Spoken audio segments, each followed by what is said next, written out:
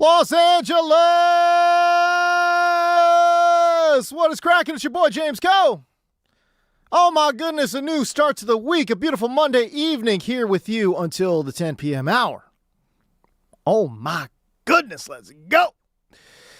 We will, of course, talk Dodgers today. Got a great show. Got a lovely show lined up here today. And man, because it is the season, we are going to be talking a lot of fantasy football. We're going to be talking a ton of fantasy football. We're going to talk about some sleepers. Listen, if y'all follow me on my other platforms, okay, you know I am the self-anointed sleeper king. I love talking about sleepers. I love talking about guys that I think will outkick expectations. Dudes that are not household names right now. Dudes that I think, okay, you signed me up for this guy, and let's go. Let's ride. I can't wait to talk about some sleepers today. And man, I tell you what, got a lot of interesting sound from all across the various leagues here as well. I do want to start, though, because it is Monday. I think it's time to do a Dodgers State of the Union.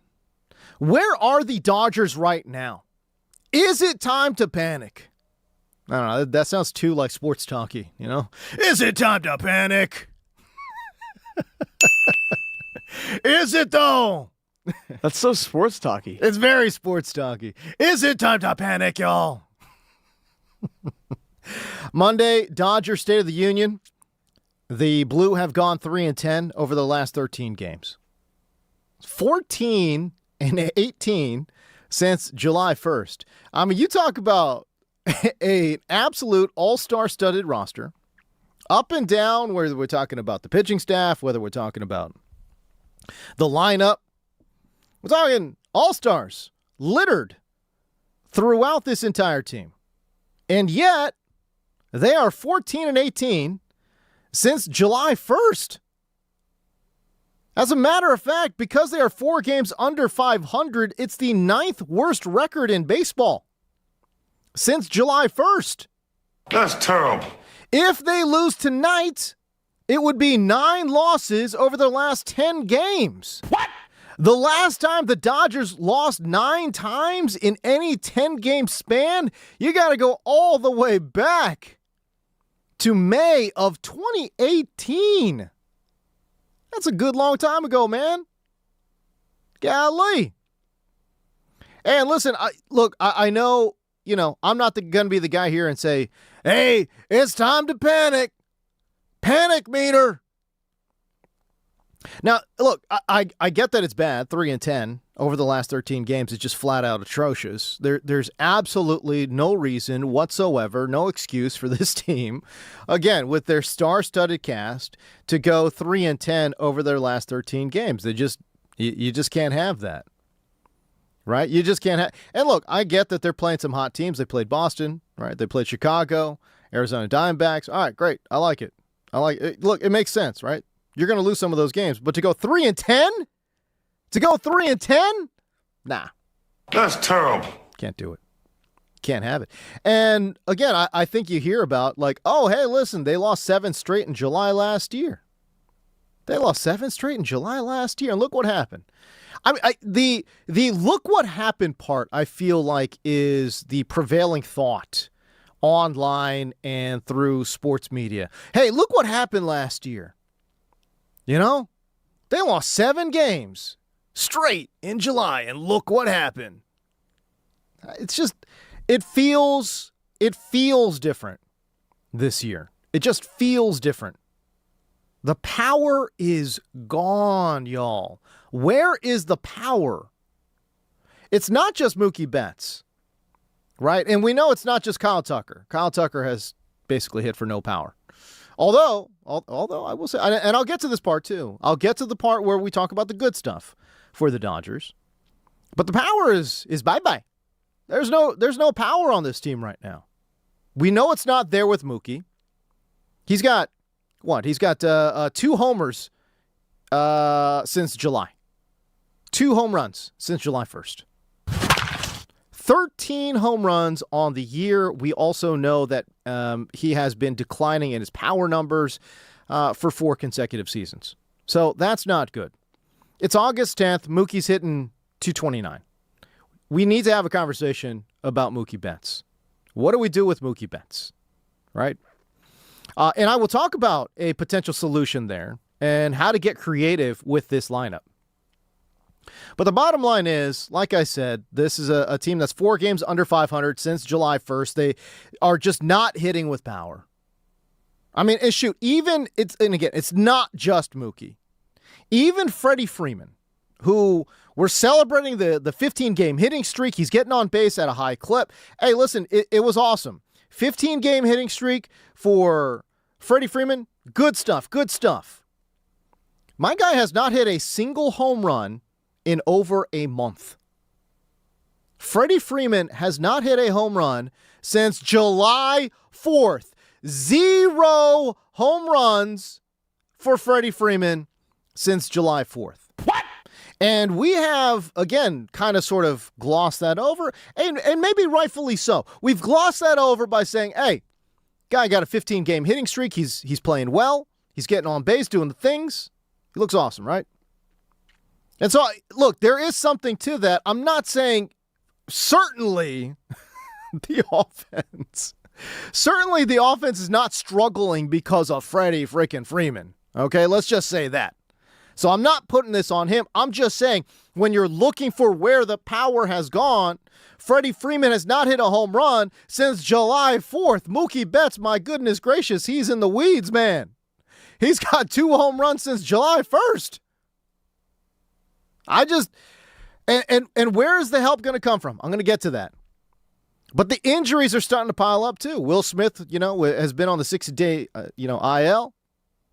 We haven't seen him. I don't even remember what he looks like. What the hell does Will Smith even look like now?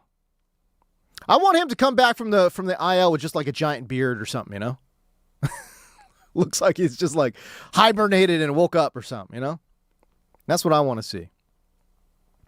And as a result, Dalton Rushing is now hurt. I mean, I honestly would be surprised if Dalton Rushing is back this season. He's dealing with a big-time elbow injury. He's a young player. Why would you risk that? Why would you risk it? But as a result, they've got borderline minor leaguers hitting in the catcher spot. And listen, I get it. I'll be the first person to say, I will be the first in line to say that shouldn't matter. If you are getting borderline minor league production and at-bats at the catcher spot, that not that it shouldn't matter in totality, but again, it should have a very low impact on what you are getting done. Because let's be real, most major league ball clubs are not getting a ton of production from the catcher spot, right? So again, relative to other things, I think that's a relatively minor issue, but that issue does exist. And it has compounded upon all of these other major issues that we are talking about.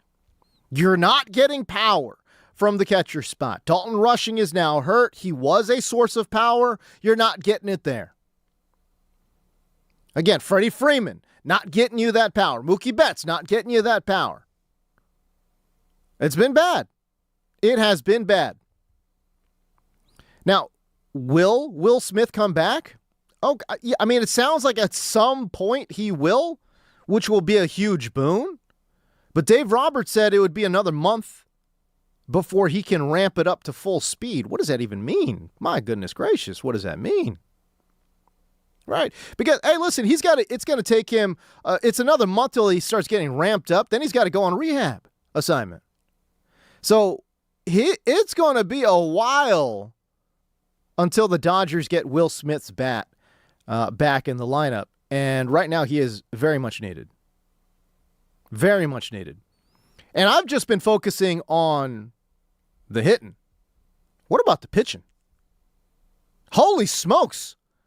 Justin Robleski, I mean, this is just straight up legit turning back into a pumpkin.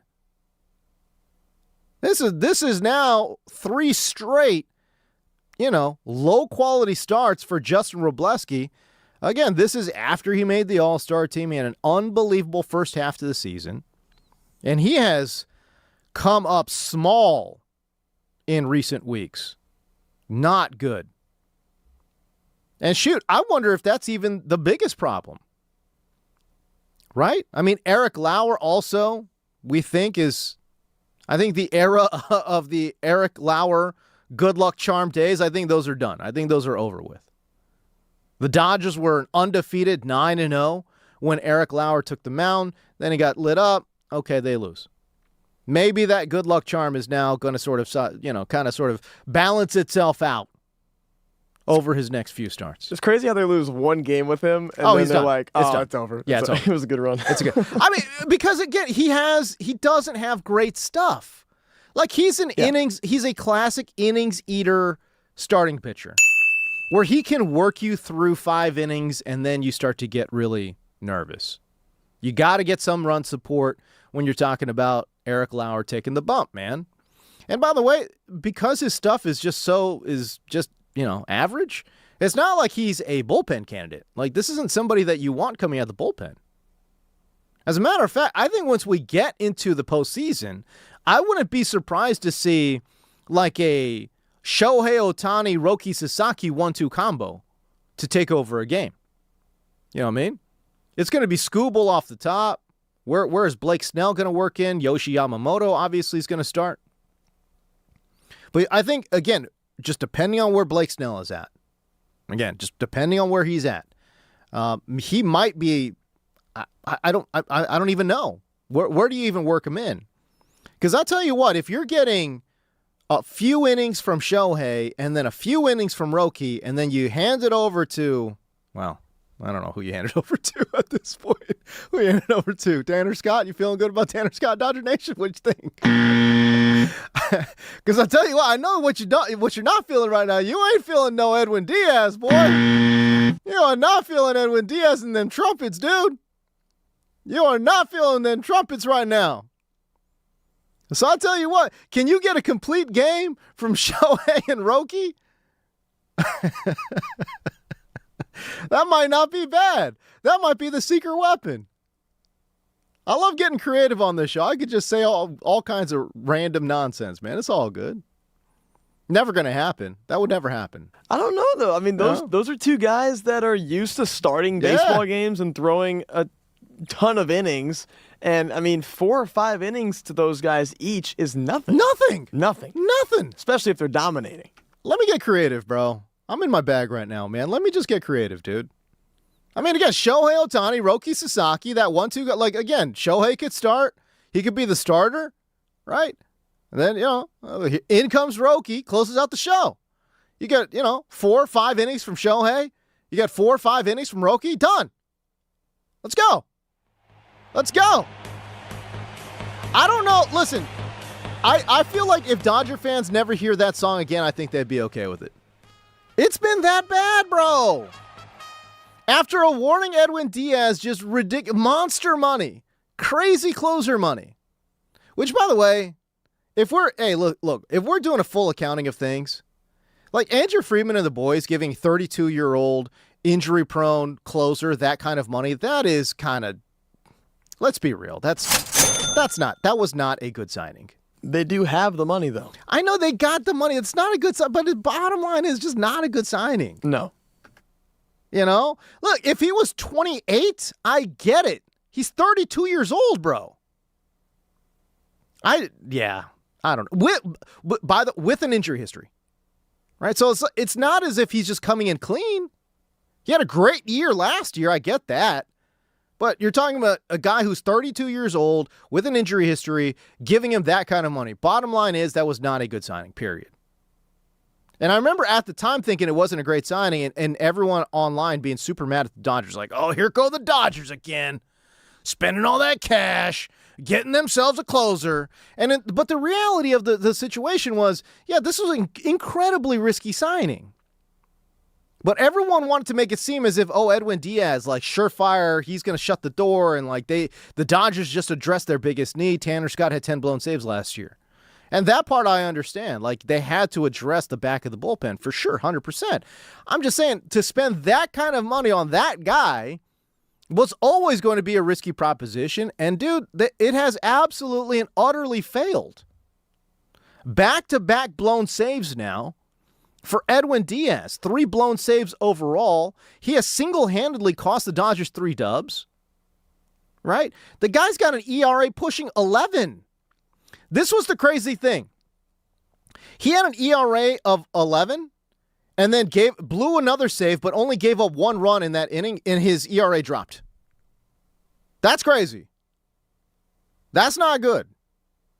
He's got a 10.8 ERA right now. He's given up 25 base runners in 10 innings with 8 walks. What? Listen, it's not good. I don't have his whip in front of me right now, but I think his whip is like 2.4, like a 2.45 or something like that, right? It's not good when your whip would be a decent ERA. Like his whip is a decent ERA. 2.5. 2.5. I wasn't that far off. 2.5. When you got a 2.5 whip and it should be a 2.5 ERA, we're not in a good spot. We're not in a good spot. Los Angeles ain't good, bro. Meanwhile, again, it's Monday night. We're doing a Dodger State of the Union. 855-97 LA fan. 855-97 LA fan. I want to, Los Angeles, where are y'all with the Dodgers right now? See, here's the thing. I feel like the online discourse is, well, they'll just do what they did last year. It feels so inevitable, like the entire MLB fanscape has given up. Y'all have just given up. It's just turned into straight hate. It's like anything that happens is just straight hate on the Dodgers. They're just going to do what they did last year. They just make too much money. I mean, yes, they do make too much money. Like legitimately too much because they've got a sweetheart TV deal that they fleece the league on. But, I mean, it doesn't matter. I mean, the injuries are still piling up, man. The injuries are still a thing. The injuries are still a thing. And finally, if we're talking about the negatives of this team, you do have to wonder about Shohei's knee. You just have to wonder about it. Right? Is it impacting his hitting? I'm always torn on this because every time I say this, he just goes out there and crushes a home run. Every time I think, man, Shohei just needs a day off, man. Whop! Just whop! Get it out, whop! He's hitting 1 of 11, 1 for his last 11, with 4 strikeouts and 0 extra base hits in that D-back series. Brother, yeah, that's not good, man. That's just not good. 1 for 11 with 4 strikeouts and 0 extra base hits in that D-back series. Brother, yeah. I don't feel good about it.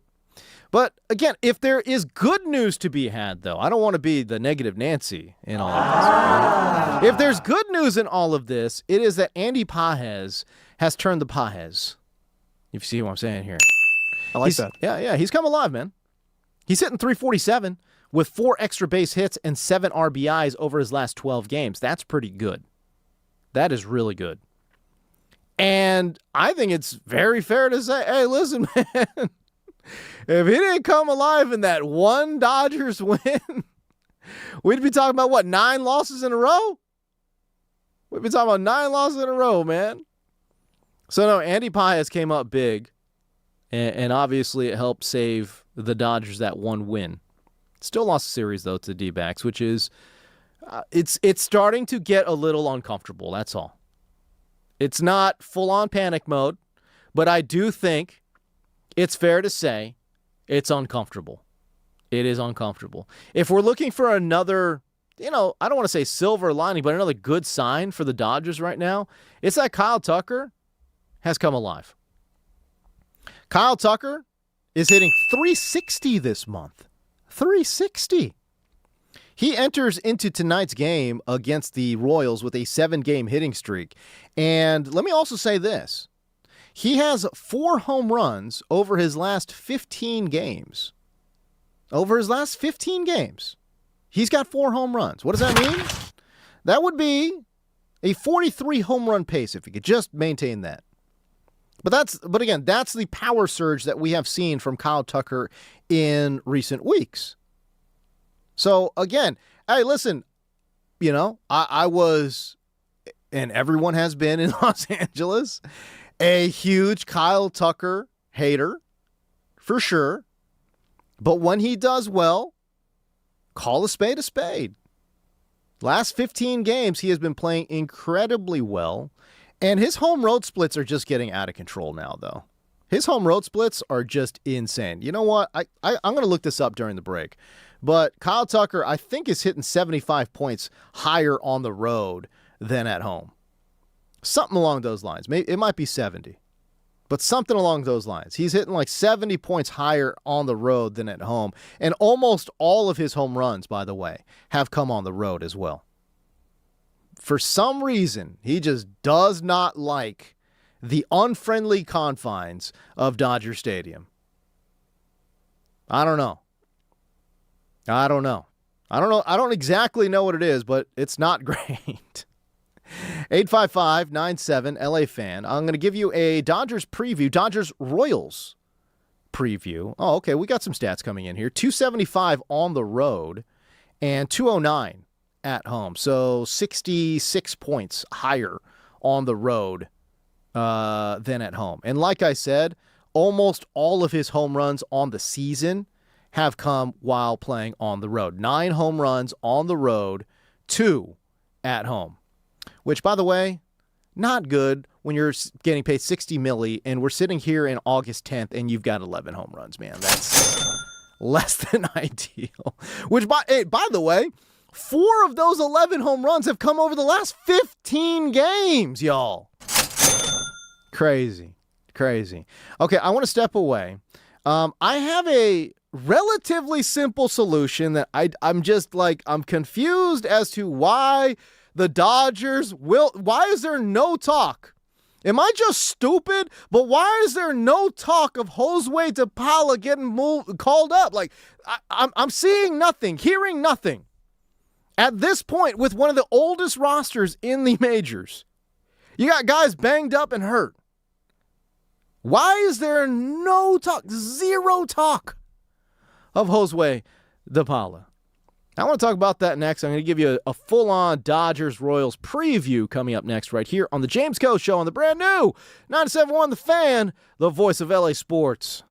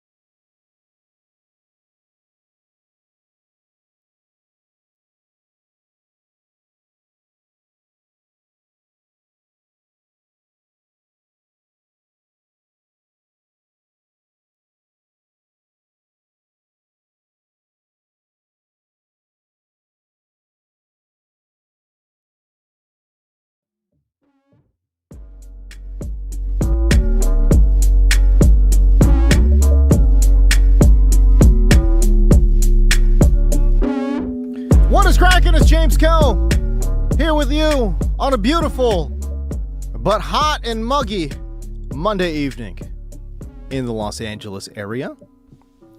We're having a good time, man. We're talking about the Dodgers. Maybe if you're a Dodgers fan, you're not having a good time, though. Dodger baseball.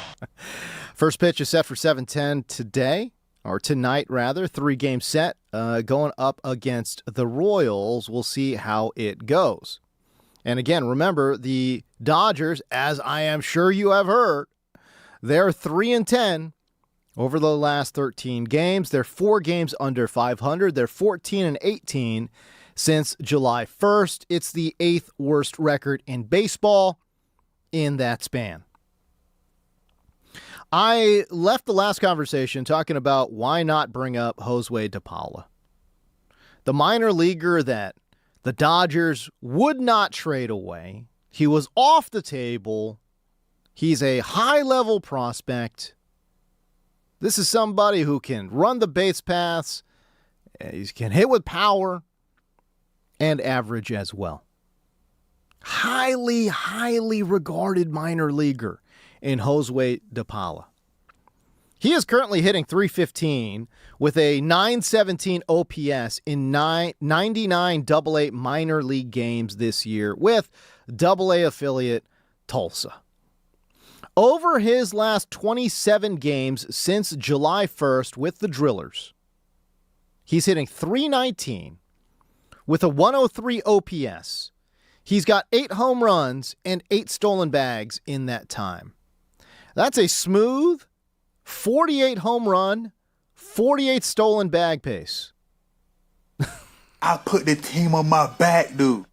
This is all I will say, Mike Sirota also playing extremely well for the Drillers. But still, though, why not bring, and some people have said, hey, listen, a lot smarter people than me have said, it's hard to bring up Josue. If you bring him up, you're blocking his development. He won't get regular ABs with the big club.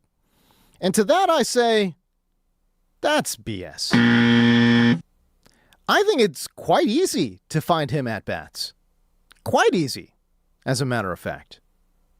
When you take a look at the outfield, it's Teoscar Hernandez at 33 years old, Kyle Tucker, who at home is absolutely one of the worst players in all of baseball.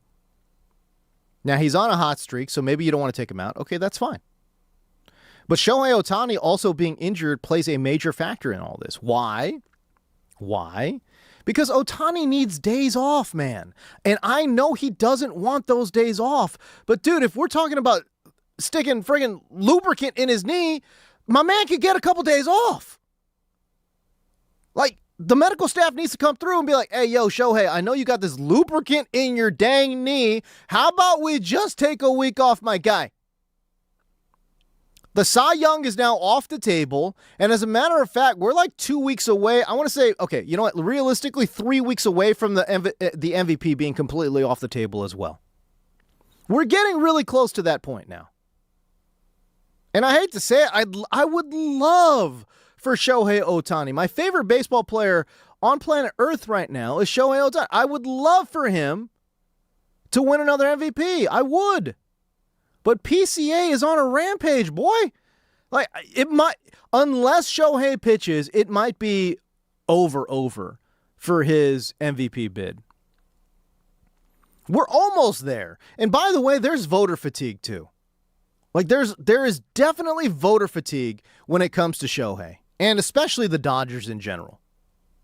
He'll get some MVP votes, there's no question. But in my mind, I would say, and by the way, the boys in the desert think this too, PCA is going to start running away with this thing in 2 weeks, and I think it's over in 3. So again, it's an uphill battle for Shohei to even be in MVP consideration. Look, I'm just laying this out because I just think if those individual accolades are not on the table for Shohei Ohtani, why not just completely and utterly focus on team goals? And I've been an outspoken proponent for Shohei to go chase down the Cy Young, go chase down whatever individual accolades you want to chase down because you've done enough in your career. You deserve it. And also, baseball's a funny sport because if you go and win the Cy Young, if you go and win the MVP, that also helps the team.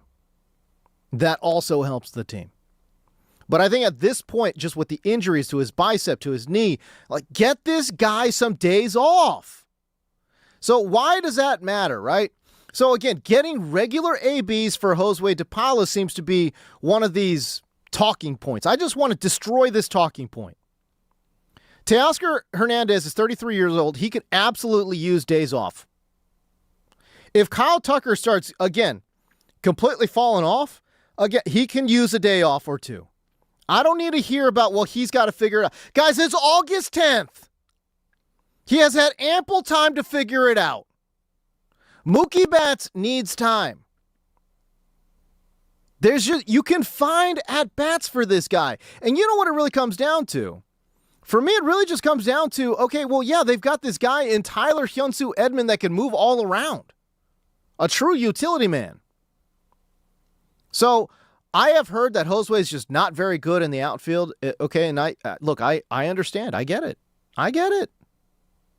I understand. But find a way to get the young guy up to the big ball club and figure out a way to get him ABs. I mean, again, if we're saying, hey, Shohei is going to move off that DH, Freddie Freeman can move into the DH. Give him a little bit of time. You can move Max Muncy to first. Again, I'm just trying to get creative here. Is this ideal? No, it's not ideal, but you know what is ideal? To have a refreshed lineup that is healthy going into October. I am telling you, man, this team is losing steam. They are running out of gas. And I understand that it's the quote-unquote dog days of summer. Every team goes through this. Bro, not every team is one of the oldest rosters in the MLB, though. That's the difference. That's truly the difference. Again, we're talking about Mookie Betts in his 30s. Freddie Freeman in his mid-30s. Shoot, Shohei's in his 30s, too. Let's go. And he's dealing with the bicep injury. And he's dealing with the knee injury. Freddie Freeman is a DH option. Kyle Tucker can be a DH option. By the way, you want to keep Tucker's bats alive, but you still want to get, some kind of ABs here for Josue. Josue DePaula, stick him in the DH. See what he can do. Max Muncy, another DH option. And if Max Muncy gets into the DH, okay, again, we just start moving around some of these chess pieces. You have your utility guy in Edman, just moving them around. We're moving these dudes around, man. Like, Mookie Betts needs I believe this in my soul, that Mookie needs a couple of days off here and there. Freddie Freeman needs a day off here and there. These guys need to get refreshed. They need to be fresher to find their power. And I tell you, this, again, all centers around, can they find some power in their bats? Mookie Betts needs a mental break practically. And again, I don't need to hear about, I know Kyle Tucker's been playing extremely well recently. But man, at home, Tucker's just not the same guy. It's August 10th. I truly, honestly believe that if they brought up Josue DePaula, man, you can figure out ways to get him in the lineup. You can figure out ways to get him in the outfield. Stop making it seem like it's just a static proposition. Guys can move around. Max Muncy can move around. Edman can move around. I am so tired. I am just dead dog tired of this conversation piece as if well, listen, they're loaded in the outfield so they just can't find ABs for DePaula. That's stupid. That's, again, it's a completely uncreative way of thinking. They've got movable chess pieces, move them around. It's honestly not that difficult. Honestly. I'm trying to make it seem like I'm the most creative guy in the room. I'm not that creative, dude. And again, maybe I'm stupid. Maybe I'm just stupid for thinking that the Dodgers can get creative. The whole conversation about how they're not going to be able to get DePaula on the field is just tiring. It's just tiring. It's more tired than the Dodgers lineup. These guys are tired as hell. They just need breaks, man. Hey, listen, I'm not a guy that's like, hey, yo, we got to do load management in baseball. That's not what I'm saying. But, bro, between all of these 30-year-old dogs, can we just, like, get these guys a rotating list of days off? Is that hard? Is that difficult?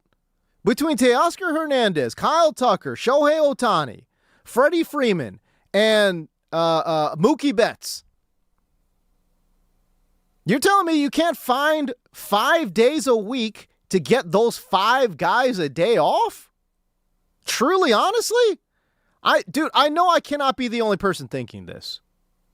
I can't be the only, sane person in the asylum that is thinking, we got these old dudes who need time off, and we got these incredible batch of youngsters, and the Dodgers are not cracking the seal here. Hey, yo, am I missing something? I'm just confused. 855-97-LA-FAN. Again, it's 855-97-LA-FAN. Let me know what you guys think. Am I just stupid? Yeah. Hey, listen, you can call in. You can tell me I'm stupid. It's fine. But don't just say I'm stupid without giving me a reason. Tell me why that doesn't work. Tell me why that doesn't make sense other than just the standard tired, that's how they do it in baseball. That part I don't want to hear. If you give me that argument, that's dead. That is DOA. Dead on arrival, dead in the water. I don't need to hear that argument. That's just how they do things. Nope. No. Absolutely not. We go to the phone lines coming up after the break. 855-97-LA-FAN. And I promise you, I will give you a Dodgers preview before first pitch as well. You're listening to the James Koh Show right here on the new 97.1 The Fan, the voice of LA Sports.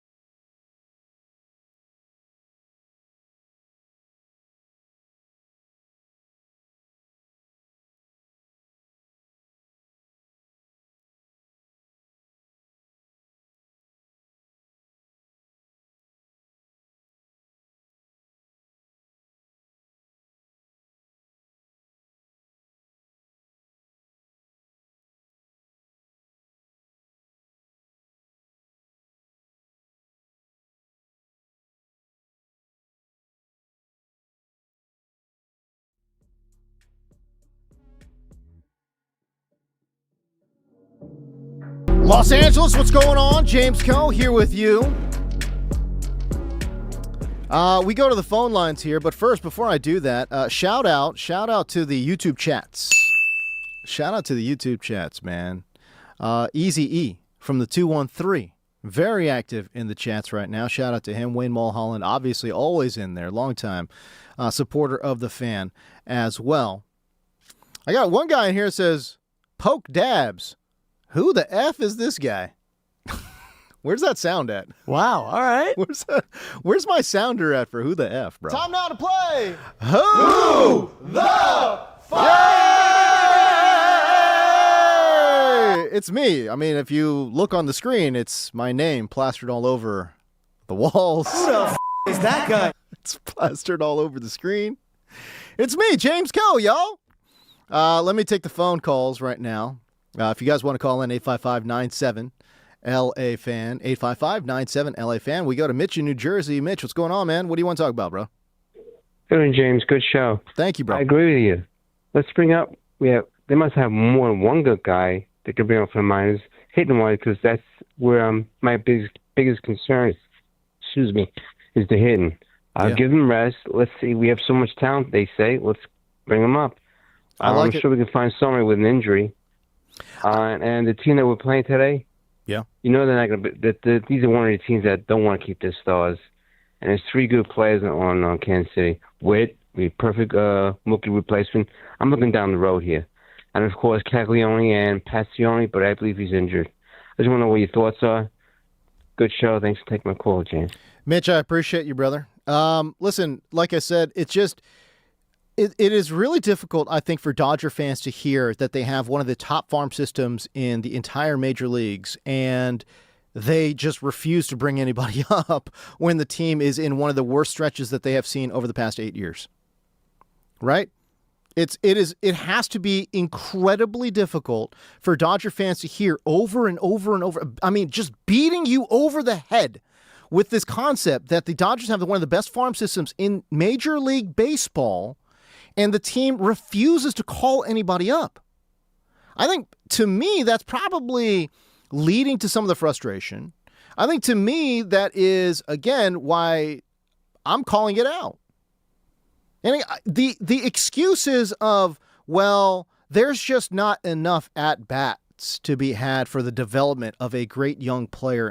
And dude, guys, I am just so over that excuse. Look at this roster. They're struggling. They're tired. I mean, you don't have to be a baseball expert to watch this lineup night in and night out and be like, man, they have played so much extra baseball over the last 2 seasons that, it's just, they look tired. They look their age. I think that is a very fair criticism. So when you're talking about, again, in baseball, we do this with pitchers all the time. You're not trying to, wear them, like ground them into the dirt. Why are we doing this with position players? These guys need a day off, man. I'm just, like I said, between the older players that you're looking at, Teoscar Hernandez, again, are the Dodgers just that committed to Teoscar? Get him a day off here and there, if you want to find a young player with a great bat and good speed on the base paths. Freddie Freeman needs a day off. He needs to find some power again. Kyle Tucker, if he starts going into another slump, forget it. No, you're pulling that ripcord. I don't need to hear about on August 10th, the guy just needs to get into a rhythm.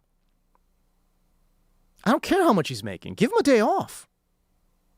Max Muncy, mid-30s. Yes, he could use a day off. Shohei Ohtani, my goodness gracious. My goodness gracious. Get this man a day off. Shohei, we're starting to talk about Shohei like he's the Tin Man. Like, oh, he's got to get lubricant in the knees. Dog. It's okay if Shohei takes a couple of days off every week, man. And I'm not saying, hey, put him on the IL. I'm saying, like, hey, yo, can the guy who's dealing with a bicep and a knee issue get a couple of days off here and there? Between those 5 guys and Mookie Betts, who is just struggling, you can find at-bats for Josue DePaula. Truly, honestly. Dodgers taking on the Royals tonight. First pitch at 7:10. Noah Cameron taking the bump for KC. He's 6-8 with a 4.37 ERA. Skubal making his home debut.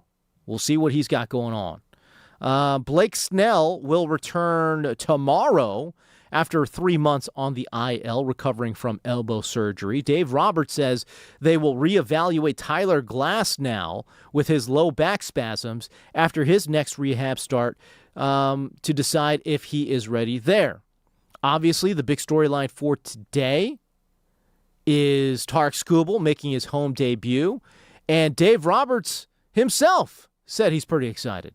You know, with great players, there's very few things that are new to them, you know, and kind of get the nerviness or the excitement, you know, whatever you want to call it, in them. And I think that making his first appearance in a home jersey at Dodger Stadium is doing that to Tarek. I think he's very excited about tonight. And so I think that energy is going to be, you know, translated into the stands, in the dugout. There's kind of a buzz in the clubhouse, and you know he comes in with positive energy, with focus, and so it's going to be an electric night. And so you know, I'm looking for us to, you know, play well behind him defensively and, you know, support him offensively. One of the things I am fascinated by, I mean, obviously I love sports and I love talking, but I'm always fascinated by the evolution of language and the evolution of the English language. Like, you hear phrases like nervy now in sports all over the place. Like, all over sports, you hear nervy. And I'm like, that is 100% not a word. But we have now accepted that to be a word, and we just accept it, you know? It's like Dave Roberts saying, oh, you know, he's going to be a little nervy. It's interesting to me. I don't know. Like, I know this is just like total word dork stuff, but I don't know. I'm interested in it. But anyways, whatever. Neither here nor there. Skubal was brilliant against the Royals just over 2 weeks ago when he was with Detroit still. He tossed 7 1/3 innings of 1-run ball. He had 12 strikeouts en route to a 2-1 win. The Royals have lost 3 of their last 4. They're one of the worst teams in baseball. I think I can say that, including 2 of 3 to the Cubs at home over the weekend. They now begin a quote-unquote Hollywood road trip to both Chavez Ravine, not Hollywood, as well as Angel Stadium, definitely not Hollywood. So there you go. If there is one thorny bat to watch out for, it is certainly Salvador Perez. 7 of Salvador Perez's 12 career hits versus Skubal. He's got more than 12 career hits, obviously. But I'm saying against Skubal, he's got 12 career hits. 7 of those have gone for extra bases. So again, interesting stuff. One interesting bat to watch out for. I found this soundbite from Dave Roberts to be really, really interesting because the bullpen has absolutely collapsed as of late, and especially in the back end. But the middle relief has not been good either. And this is a weird development. Why? Because middle relief was doing extremely well in the early portion of the season. And they have just completely fallen apart. But listen to Dave Roberts talking about how much Skubal would pitch tonight. Tonight, you know, the status of the pen is fine. But I feel that we got the first one, you know, with us under our belt. And so I think that for me, I feel like letting him go a little bit longer. Or I think that, you know, his last start, I think you could argue I could have let him go another inning, where I feel this one, you know, we're going to watch intently, but I feel, you know, giving a little bit more leash tonight. I can't help but think about all of the unsaid implications of all of this, especially over the last week where Skubal makes his Dodgers debut. Reporters after the game ask him, like, hey, man, is there interest in re-signing with LA? And he brushes them off and says, hey, business is business. I'm paraphrasing here. Business is business. Baseball is baseball. I want to focus on the baseball. Not 24 hours later, he goes on a very popular podcast. I think it was Pardon My Take. And he goes on and says, hey, man, I would love to re-sign with Detroit. I really hope Detroit comes calling in November, right? He did walk back some of those comments, recently. And listen, that's fine. Like, feel however you want to feel. And I understand where he's coming from. Like, he built a life in Detroit. He would love to go back to Detroit if it's the right number. Okay, I get it. But that's the backdrop. And so I know this is like super left field conspiracy X-Files-y type of stuff, man. But I just like when I hear that from Dave Roberts, I'm curious, like, does he not care about preserving Skubal for this season? Like, could it be? Yes, I love the music. Could it be that the Dodgers just burn this dude out? They're like, hey, man, we made this rental, dude. This rental's going to fly, boy. Let's go. Let's make this rental fly. Obviously, Skubal and his representation, Scott Boras, will not want that. But Skubal's a gamer. If you keep him in there, he's going to pitch, man. Is this the trumpets I'm hearing in the background, bro? 10 minutes away from first pitch. Dodger fans are going to dread hearing this, but it might happen. We'll see. You're listening to The James Koh Show on the new 97.1 The Fan, the voice of LA Sports.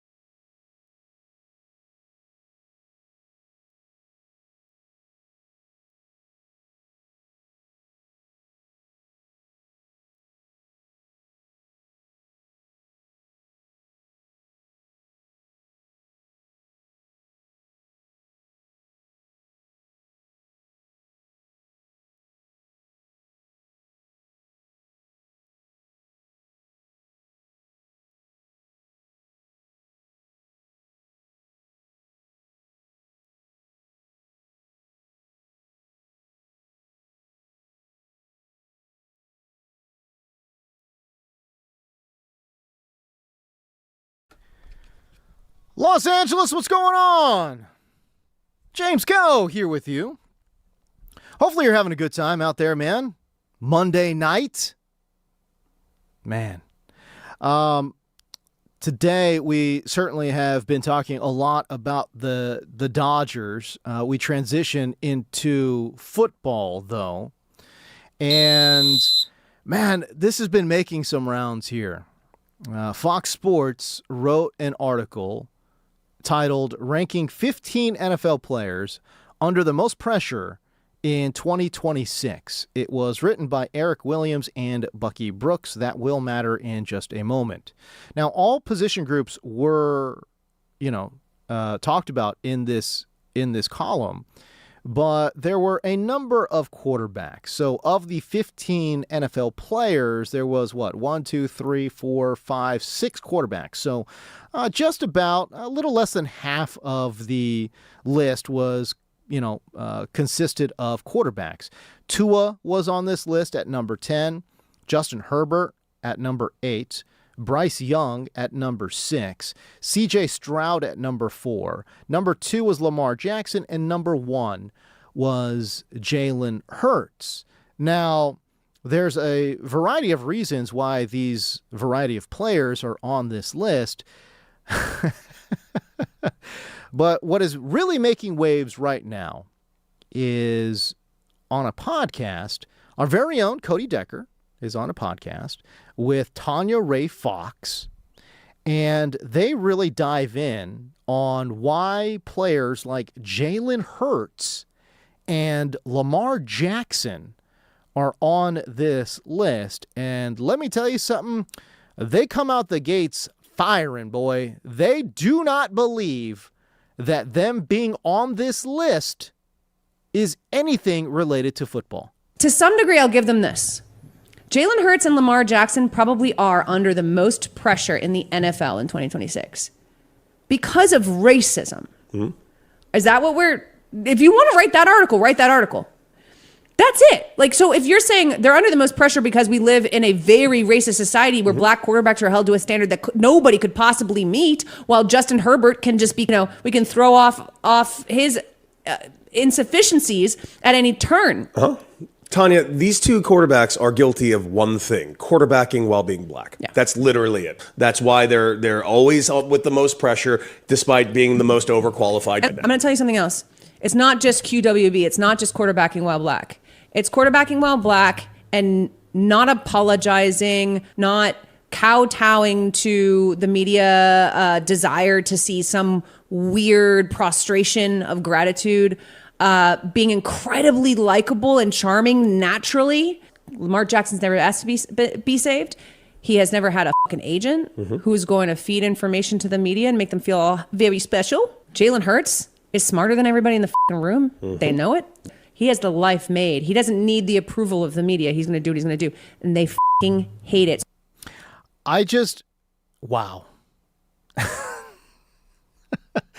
I think it just needs, and again, this is a clip that is making the rounds. It is incredibly incendiary. It's incredibly fiery. And there are just so many people on both sides really kind of diving in on this. But let me just say this.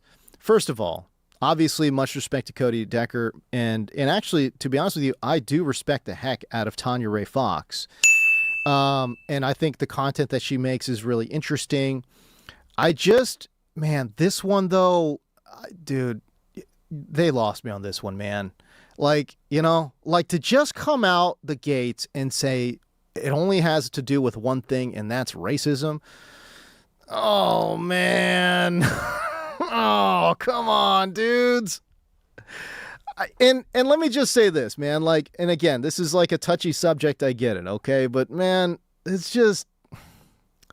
Look, I said that this was a article written by Eric Williams and Bucky Brooks. Both of these gentlemen are African American. Both of these gentlemen have been in the NFL for a long time. Bucky Brooks is one of the most well-respected scouting voices in the NFL circles. When he writes stuff, it means something. It carries some weight, dude. Eric Williams, again, has been writing about the NFL for a long time. They're both African American. It is a very weird thing when I see Tanya Ray Fox and Cody Decker, both white people, saying that it's a racism thing, but this article that they're criticizing is written by two African American guys. Like, I'm just, okay. So that's a weird one. That's a weird one. And the fact that Tanya Ray Fox brings up Justin Herbert, who, by the way, is in this article. What are we talking about here? Justin Herbert has never gotten away with anything. Justin Herbert, again, if you look at the online discourse for Justin Herbert, it's generally an accepted thing that Justin Herbert is, quote unquote, one of the most overrated quarterbacks in the entire NFL. He's in the article that they are criticizing. That's what makes, again, what she is saying a little bit, it's hard to accept. At least in this one instance. Now, can I also say, to be fair to all parties involved here, if you don't think that racism plays a factor into this, you're also being, you're trying to just, again, be argumentative. Obviously, black quarterbacks have a history of dealing with racism. Obviously, and I'm not just saying from the fans, I'm saying from general managers. I'm saying from decision makers, high-level decision makers in football. Yes, they obviously have dealt with that. I just wish this conversation didn't happen in regards to this particular article written by two very well-respected African-American NFL writers in an article that has listed Justin Herbert as being one of the most under pressure players to succeed here in 2026. And by the way, man, look, again, are these two guys, and by the way, especially Jalen Hurts, is he over-criticized? 100%. Lamar Jackson, I would disagree with. There are very loud, vocal critics of Lamar Jackson, but they are obviously very much in the minority. Why? The guy's won multiple MVPs. Who do you think is deciding the MVPs? It's the media. So to say that Lamar Jackson, and by the way, his fans on any online discourse, you can't say anything negative about Lamar Jackson. Nothing. You just cannot do it. The argument that he has all of these crazy, like such a huge vocal, like people who criticize Lamar Jackson, that is a straw man argument. It's a straw man argument. He's one of the most popular players in the NFL, from jersey sales to whatever. And again, he's won multiple media awards. It's a straw man argument to say that Lamar Jackson has this gigantic negative following because of racism. That part I am not on board with. Jalen Hurts? Yes. Jalen Hurts has won a Super Bowl. The Super Bowl that he lost to the Chiefs, the guy threw like 3 touchdowns and had 300 yards with crazy good efficiency. He outperformed Patrick Mahomes in that game. Patrick Mahomes had like 150 yards or something. The criticism of Jalen Hurts, yes, I agree with. Most likely racially motivated. But there's real football reasons to it too. And yes, for both players, there are very real football reasons why they are under a ton of pressure this year. I just talked about for Lamar Jackson. He's won multiple MVPs, but there is no question he has been downright bad in the postseason. Straight up. Straight up. Now, there are games where he's good, but there are a ton of games where he is not good. And that criticism is a fair criticism to a lot of high-end quarterbacks, Justin Herbert included. For a long time, that baggage followed Peyton Manning around. For a long time, that baggage followed John Elway around. If you are a high-profile quarterback and you put up crazy numbers and stats during the regular season, and, dude, you get into the postseason and you flop, you just absolutely fall on your face bad, listen, you're going to get criticism. That, my friends, has nothing to do with racism, bro. Like, nothing.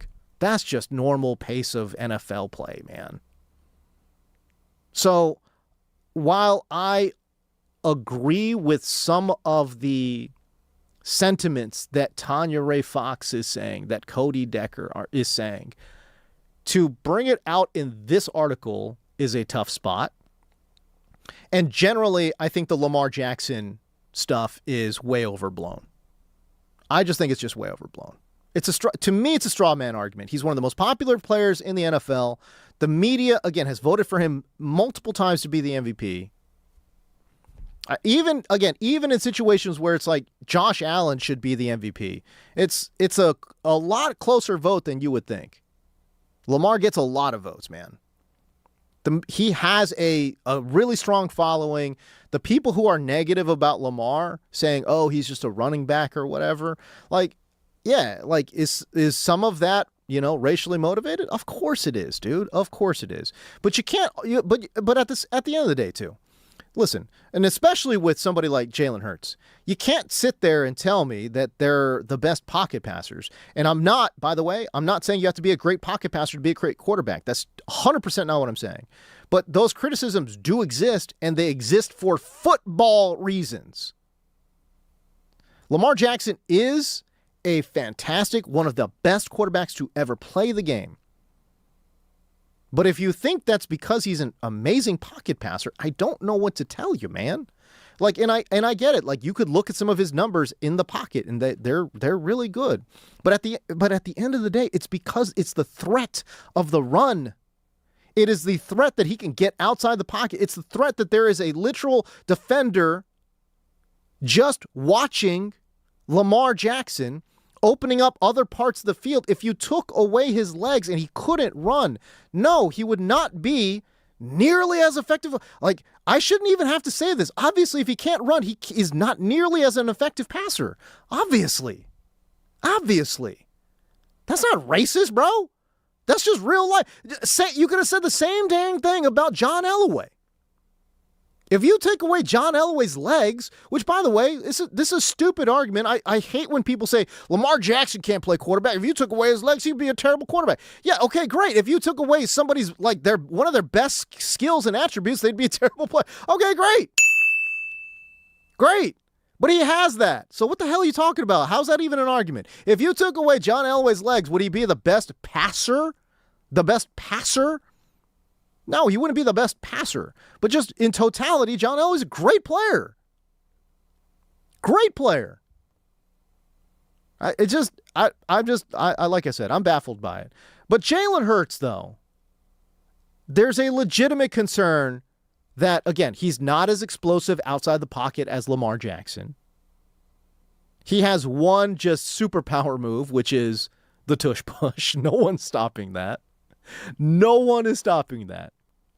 It's one of the most, it's so unbelievably OP that they've had multiple league-wide discussions about banning it. That's how overpowered that move is. Okay, cool. But I do think it's very fair to say, for football reasons only, he is not great at throwing to certain areas of the football field. I love his deep pass. He is awesome throwing to the boundaries. As a matter of fact, Jalen Hurts is more of an old school throwback quarterback. Like, I love the fact that he can, dissect defenses from shotgun and hit a bunch of boundary throws. He's got that arm. And yeah, he is pretty mobile too. Not Mike Vick, Lamar Jackson levels of mobility, but a really mobile quarterback overall. And in totality, we're talking about a guy who's been in 2 Super Bowls, won one, and outperformed Patrick Mahomes in the other one. He's actually outperformed Patrick Mahomes 2 times. Let's be real. Yeah, I think he is. I think he's got holes in his game. But dude, there's a lot of players with holes in their game. The criticisms of Jalen Hurts, 100%, they're overblown. It's probably a lot of it is that he's in Philadelphia. But dude, yes, he has a lot of pressure. What are you kidding me? Of course he's got a lot of pressure. They traded away one of their best assets in A.J. Brown so that they could keep this rolling. The offense has been incredibly inconsistent. And whether that's fair or not for Jalen Hurts, I say it's unfair because the OCs that they have brought about have been bad. When he's had good OCs, the offense has flourished. I think Jalen Hurts is, again, as crazy as it is, Super Bowl winning champion, he's underrated. And the criticisms that are levied against Jalen Hurts are overblown. But again, even I would tell you, there are certain parts of his game, like he doesn't want to go from under center. He doesn't have the footwork to work from under center. They're working on that this offseason. They want him to go more under center. They want more play action. He hates play action, at least traditional play action from under center. Right? He doesn't like that. He likes being a shotgun. He likes to see where the defenses are at. But you know who else does that? Joe freaking Burrow. And so, yeah, does Joe Burrow escape a lot of criticism? Yeah, I think so. Part of it is that he's injured a lot. If he was fully healthy and not performing, then there's more room for criticism, believe it or not. The injury excuse is built in with Joe Burrow. So he doesn't receive nearly as much criticism as somebody like Jalen Hurts. That being said, Jalen Hurts, not only does he prefer shotgun, he also he is extreme about not really testing the intermediate middle of the field. And guys, right now, look, I don't want to get too far in the weeds here, but the meta defensively in the NFL is cover 2, right?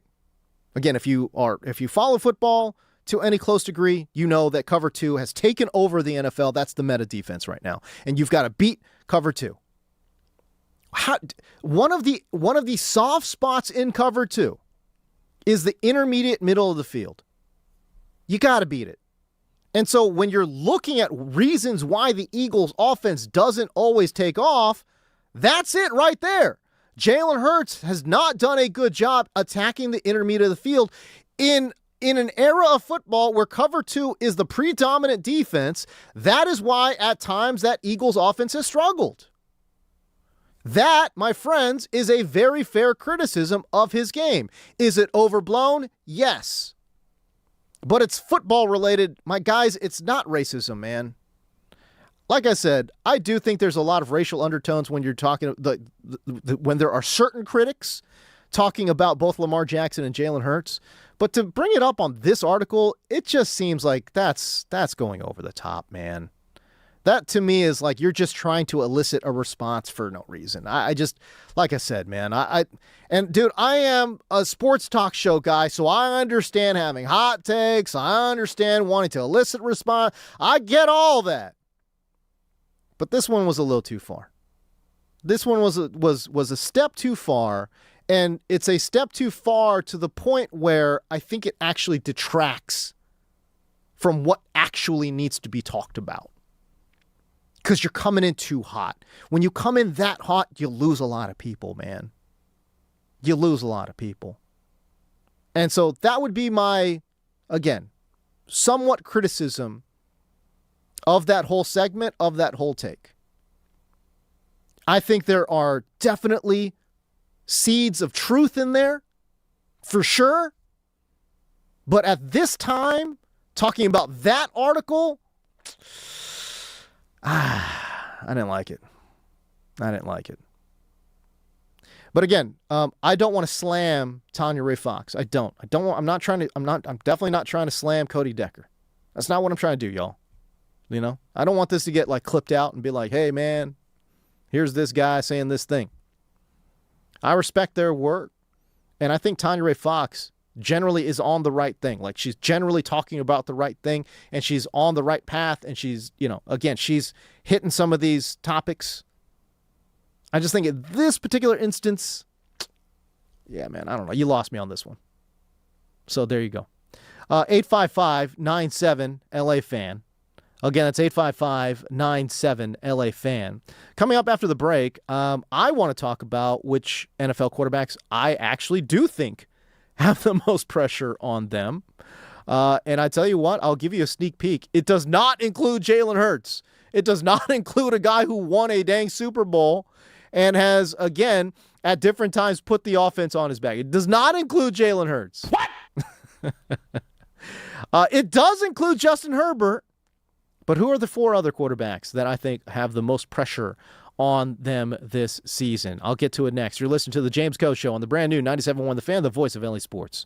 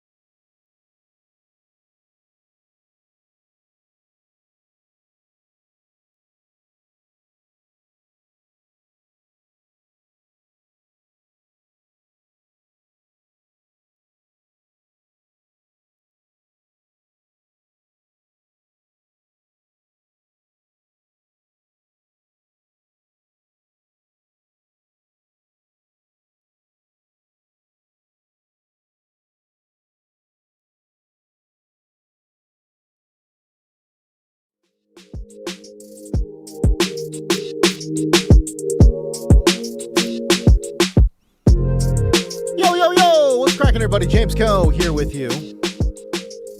Appreciate everyone tuning in tonight.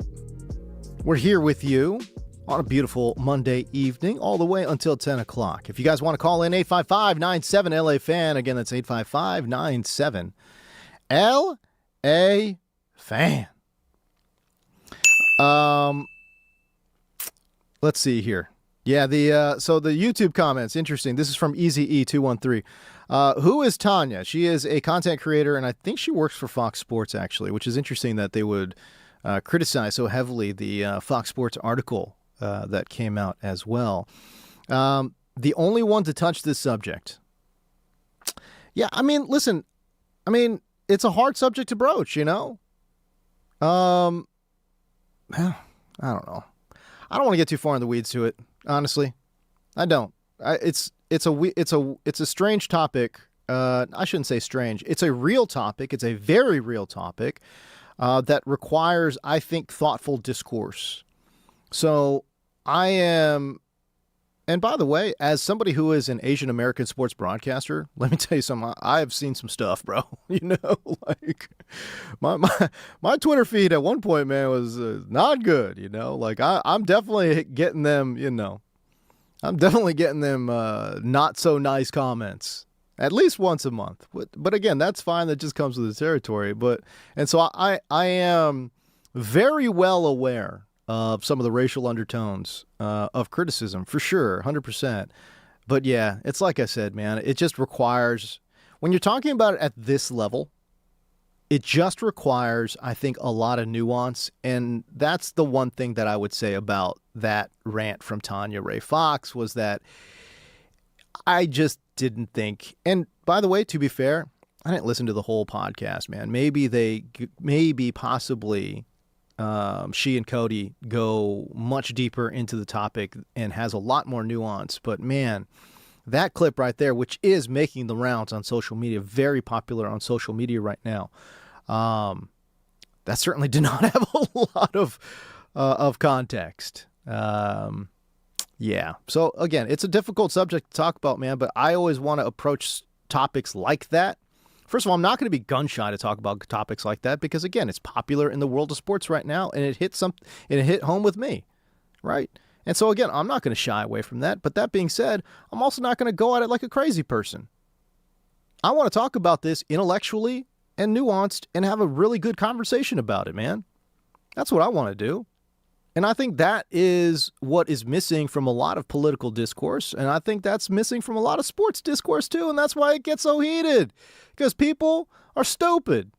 And they start acting stupid. Hey, listen, I self-deprecate. And there are a lot of times I just get dumb on this show. I do. I get dumb on this show, man. And I'll call myself out. I'm like, hey, man, am I being stupid? The funny thing is, I'm smart enough to know that I'm not very smart about a lot of things, man. I'm smart enough to know that I can be stupid about certain things, bro. And if you call into this show and say, hey, man, love the show, but you're way off the mark, I respect the hell out you, man. I can respect the hell out of you, man. That's the kind of conversations that I want to have, though. I want to be smart about it. I want to have nuanced conversations, man. There's obviously things that I feel real fired up about that I will go in hard on. But something like that, bro, when we start talking about institutional racism, golly, that cannot just be a soundbite, dude. Like that, hey, yo, like that just can't be a soundbite, man. There's just too much nuance. There's just too much nuance, man. David Horse 800, I want to say, hey, what's going on to you as well in the YouTube chats. All right, let's get a little Dodgers baseball update here. Dodger baseball. We go to Dodger Stadium, where the Royals have struck first. What? Oh, no. It wasn't a big inning, but they did score in the top half of the first inning.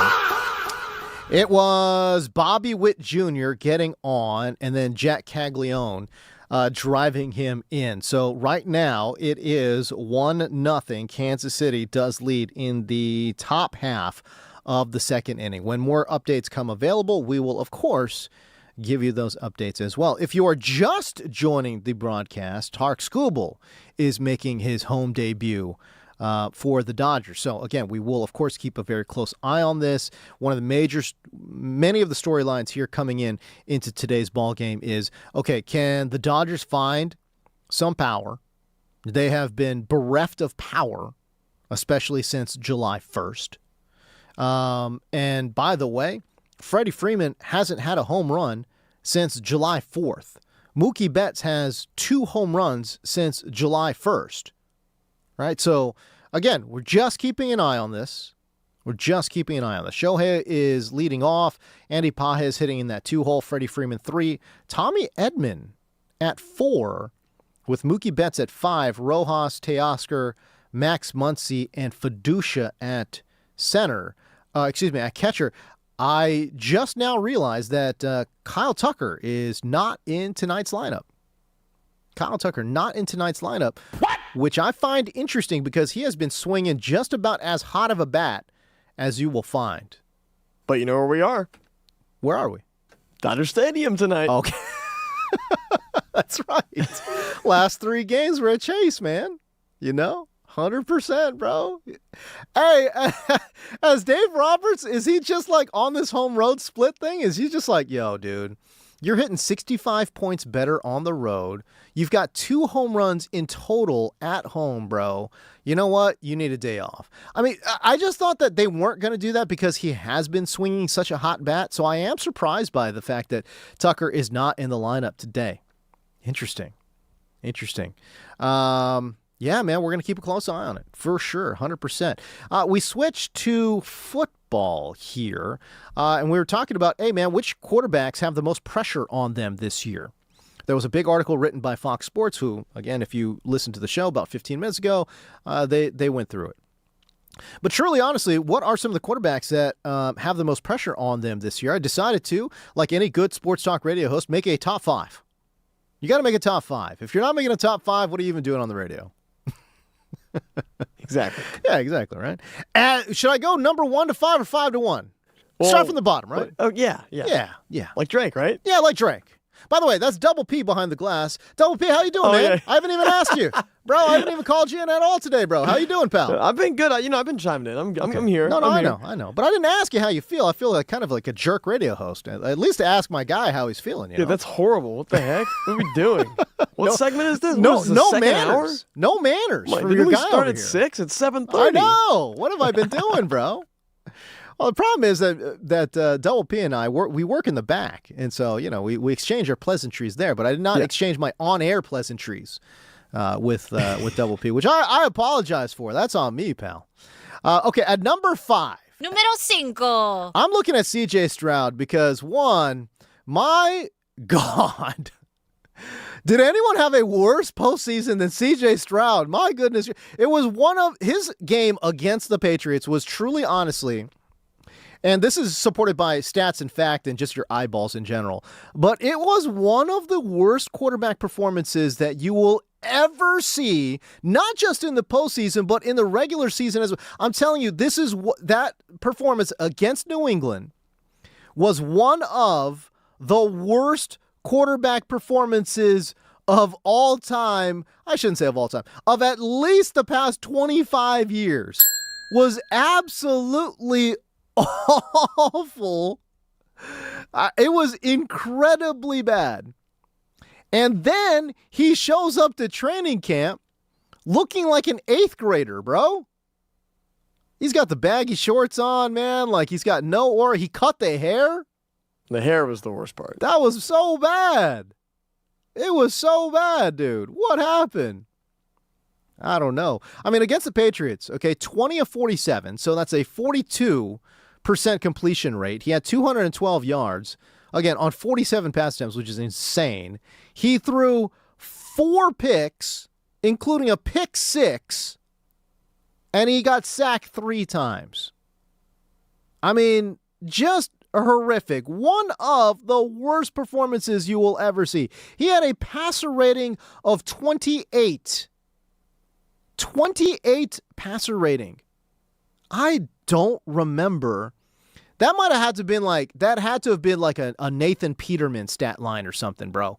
That was one of the worst. At number 5, CJ Stroud has a ton of pressure on them to show.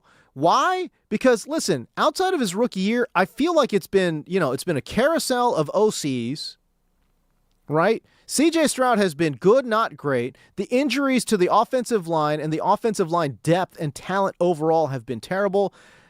It's just, he's got to do something with it. And I don't totally blame CJ, But he's got to do something with this, man. You just can't come off of that performance, cutting the hair, looking like an 8th grader coming to camp. He's been a declining player, and he's so young. That is straight up. Like, he's been a declining player, and he is so young. He's got to turn this thing around. He has to. And I'm not saying he needs to be a top 10, quarterback in the NFL, but can you be above average? I don't feel like that's asking for that much. But that pressure is certainly on him as we go into week number 1. That's number 5. Number 4. Número 4. Bryce Young, because, and this is the same draft class, who cannot forget, man, like C.J. Stroud telling Bryce Young to keep his head up. Oh, actually, he told Caleb Williams to keep his head up too. But it's just like, hey, man, Bryce Young has been very up and down as a quarterback. You talk about no excuses. Oh my gosh. First of all, he's got a great head coach in Dave Canales. He's got a bevy of pass catchers that they have surrounded him with, right? Again, you look at the pass catching group for Carolina, and it's good. It's pretty good. So, look, he's got the tools. He's got to put it on the field, and he just can't stink up the joint. He has to take a step forward, period. And if he doesn't, I promise you Carolina is looking in another direction at quarterback. That is why Bryce Young at number 4. At number 3, Número 3. no question, there is a ton of pressure on Lamar Jackson. And no, not because of racism.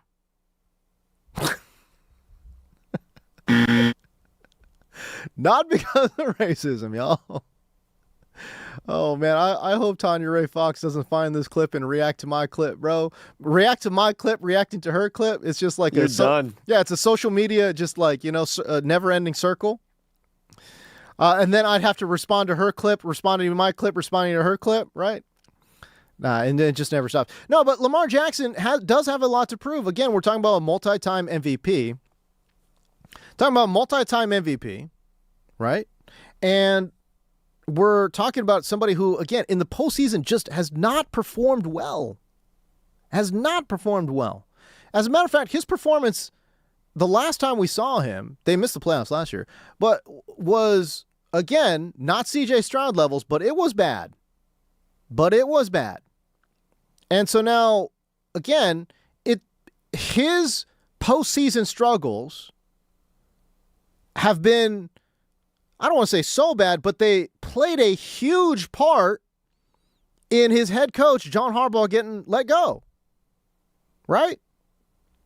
Like, again, the organization wanted to bring in an OC that was going to be better for Lamar. Don't know how Todd Monken wasn't good for Lamar. Todd Monken was objectively a great fit schematically for Lamar. Like, objectively speaking, okay, not objective. It's subjective, but that's fine. Trying to put the emphasis on how true this is. But again, a lot of folks thought, and myself included, I thought that Monken was a really good hire, and I totally thought that he, catered to Lamar. All right, cool. Well, now Harbaugh is gone, and he had a strong hand in bringing in the new head coach and the new OC. So, yeah, man. Let me just say this again, so it doesn't get clipped out and confused. For football reasons only, Lamar Jackson does have a lot of pressure on him this year. For sure. And can I just say this too? I honestly think that it was not just not good hires by Baltimore. We're going to find out, but I am relatively confident that Jesse Minter, coming from Harbaugh, who is a control freak DC, and then you got Declan Doyle, who is younger than Lamar, as the OC, coming off of Ben Johnson, who's an absolute control freak offensively. None of these guys have any play calling experience. None. Minter with has DC play calling experience. As we know, I mean, I don't know. Jim Harbaugh's up in that joint, man. So no, I don't. I think it's fair to say he has not had full control over one side of the football, and this is obviously indisputable. He's defensive guy. He's never called offensive plays. Declan Doyle has never called offensive plays. I thought that the Declan Doyle hire was absolutely atrocious. Absolute. Again, 29 years old, man. What are we talking about here? I know we want to get younger. That's cool. But what is this guy's play calling duties? Madden? We got a Madden coach in here. That's it. He's never called plays. I honestly, truly, honestly think that it was a terrible hire. And oh, by the way, last thing I'll say about this, and then we'll move on. But Declan Doyle, coming from Ben Johnson, who does a bunch of under center concepts. Okay, now we're working with Lamar, who doesn't like to work under center. What are we doing here? I'm so confused. Do you honestly think a multi-time MVP quarterback is going to listen to an OC who has never called plays, who is younger than him with no resume? You think Lamar's going to listen to that guy? You think Lamar's going to listen to Declan Doyle talk about the finer points of quarterbacking to Lamar Jackson? I don't see it. I am baffled by the hire. And the funny thing is, I'm on an island here. People love it. If you have a cup of coffee with Ben Johnson, people love it. I think it was a terrible hire, and I think I'm going to be proven right as the season goes on. Something's going to break down. Declan Doyle's going to have Lamar's going to have some kind of issue with Declan. He's going to stop listening to him. They're going to. How much you want to bet by week 10 they just go back to just straight up shotgun? How much you want to bet? If they come out slow and they're hovering around 500, how much you want to bet? After the bye week, they just go straight back to just straight up shotgun stuff. How much you want to bet? You know what? As a matter of fact, Double P, clip that. Clip that right there. Mark that down. Put that down in the notes. 7:45, August 10th. James Coe Show. Terrible hire, Declan Doyle. It's clipped. It's clipped, baby. This might be a huge self-own. We're going to find out. Number one, very quickly, but I will expand on this after the break. At number one, Numero uno. It's Justin Herbert. Bro, you can't be out. Listen, I love the fact that your fiance is beautiful and talented and strumming your hair at practice, at the end of practice. I love the fact that she's not giving off main character energy. I love all of it. I love your relationship. I love that you're in love. It's cool. I hope you guys have beautiful children. All that. I love it. I love it all for you. But my guy, bro, if you don't perform in the postseason this year, not next year, again, this year, if Justin Herbert does not perform this year, Madison Beer strumming your hair at practice is a meme. That's a straight up meme. I don't know how people are going to take that and twist that and absolutely memeify you, but you will be crucified online if you don't perform this year. And by the way, the bar is not that high. No one's saying you got to go win a Super Bowl, but brother, you got to perform well and the Chargers got to win, period. This can't be one of them Justin Herbert threw 3 interceptions, but the Chargers advance. It can't be one of them storylines. No, Justin Herbert's got to throw for 3 hundo, 2 touchdowns, 1 interception, and maybe picks up another 30 yards on the ground and just looks awesome and is hugging Madison Beer after, but we're moving on. We're moving on. We're getting past, we're going past the wild card round. We're going to the divisional. We're getting past the divisional. Okay, and we're going on to the conference championship. Something's got to happen there. Justin Herbert needs to perform this year. There's no quarterback, in my opinion, who has more pressure on for him to succeed other than Justin Herbert. And I truly, honestly believe he can do it. I love Justin Herbert this year. I love the pairing with Mike McDaniel. I love Lad McConkey. I love Omarion Hampton. This offense looks like it's ready to take off, man. Justin Herbert, please, Lord, do not let me down in the postseason, my guy. I believe in you. Everyone else doesn't believe in you as much as I believe in you, dog. I think he's going to go crazy this year. I love Justin Herbert. Let's go. All right, we step away. When we come back, more from the James Coe Show on the brand new 97.1 The Fan, the voice of LA Sports.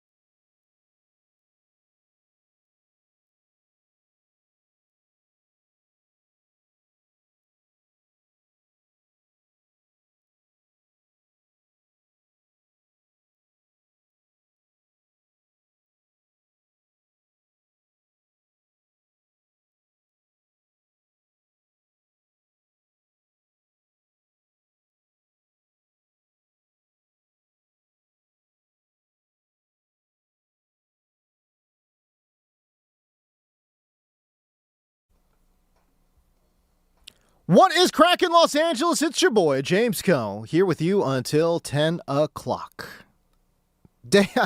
I know I say this every show, but golly, it has gone by pretty darn quick here. Shout out to Clark Schuyler out in Lancaster, who is always so active on the Twitter and very active in regards to supporting the show, man. So big shout out to Clark Schuyler out there in Lancaster. If you guys want to call in, by all means, 855-97-LA-FAN, 855-97-LA-FAN. Switching over, we were talking about the Chargers and how I might be more in love with Justin Herbert just about as much as anyone other than Madison Beer. Okay? But no, I mean, from a football perspective, I truly honestly believe that Herbert can take off. I've been a huge fan of his game. I think he has not done well in the postseason for very good reason. For very good reasons. Multiple, right? Greg Roman, whose offensive game plan is very outdated. And obviously the coaching staff before Jim Harbaugh got there was obviously not very good as well. So all of that being said, and oh, by the way, like who's like number one, who's been his number one wide receiver? Like aging Keenan Allen. They drafted Quentin Johnson, who was one of the biggest draft busts at the wide receiver position in a while. Mike Williams, who they had, but was always hurt. I mean, he lost both tackles. I mean, it's just, I don't know. Like, look, there have been very real reasons for why Justin Herbert has absolutely stunk up the joint in the postseason, but there's no getting around the fact that he has stunk up the joint in the postseason. So, again, no excuses this year. Great offensive coordinator. You've got more weapons this year. I really like Ladd McConkey. I think he's an absolute stud, stone-cold baller. Trey Harris is a good piece overall, and they have a bunch of tight ends that are really interesting as well. Aronde Gadsden, they've got David Njoku, who they brought in. So we'll see. Now he's got a really good run game here too with Omarion Hampton. Speaking of Omarion Hampton, this clip from Mike McDaniel, the offensive coordinator for the Chargers, sent the fantasy world ablaze. Is this a fantasy question? Do you see Omarion as a guy who could be like a workhorse? This feels super fantasy motivated. Okay, so there's good news and bad news, fantasy owners. Okay, good news is I see all three of those guys producing at a very high level. The bad news is I can't tell you which games those are. I think there's going to be opportunities for him to have a ton of touches. Specifically, I'll use all three of those guys probably every game. The relative ratio that will be based on opponent and what we're asking the guys to do. Again, this was when he was asked about the usage splits between Omarion Hampton, Keaton Mitchell, and Kimani Vidal. And look, I get it. Fantasy Twitter went crazy. They're like, oh my God, Omarion Hampton's going to be in a timeshare. You can't draft him at his current cost. Oh man, it's going to drive his price down. I'm so scared. And the other thing about it too was that, man, there are so many Keaton Mitchell truthers out there. There are like an insane amount of Keaton Mitchell truthers for a guy who's like 5'8", 170 pounds and has never stayed healthy in his entire NFL career, has never, ever once had double-digit carries in a game. But Keaton Mitchell, my goodness gracious. There is a very large subsection of fantasy Twitter that just goes crazy for Keaton Mitchell. So, my take on this is that I am not scared, and I will be drafting Omarion Hampton very easily. I'll sleep like a baby, as my friend John Hansen used to say. I will sleep like a baby drafting Omarion Hampton at current cost. Why? Because there was this unearthed clip of Mike McDaniel saying basically the same damn thing in 2024. Take a listen. Have four. No, I think you have to let the players determine who gets the ball and how frequently and how much they're in the game. and that's very important. I think the cool thing when you have a position group that on the front end, by NFL standards is very, very talented. One of the most, if not the most talented of, that you can remember or you've been on teams with.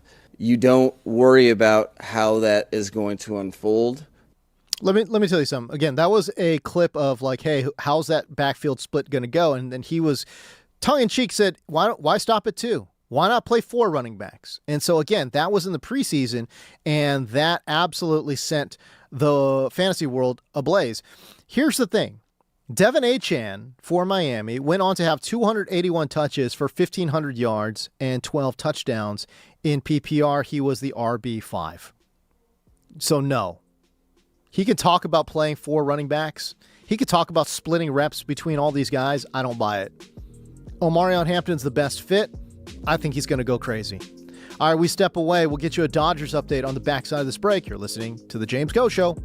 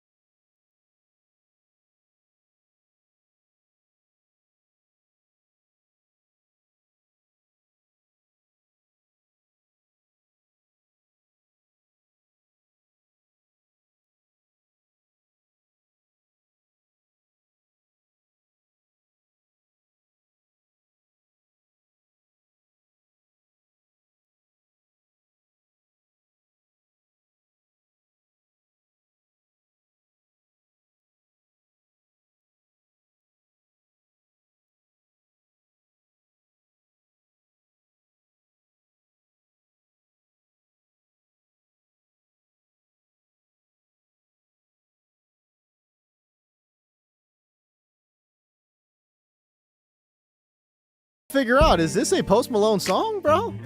I mean, is the Pope Catholic? It's the Pope Catholic.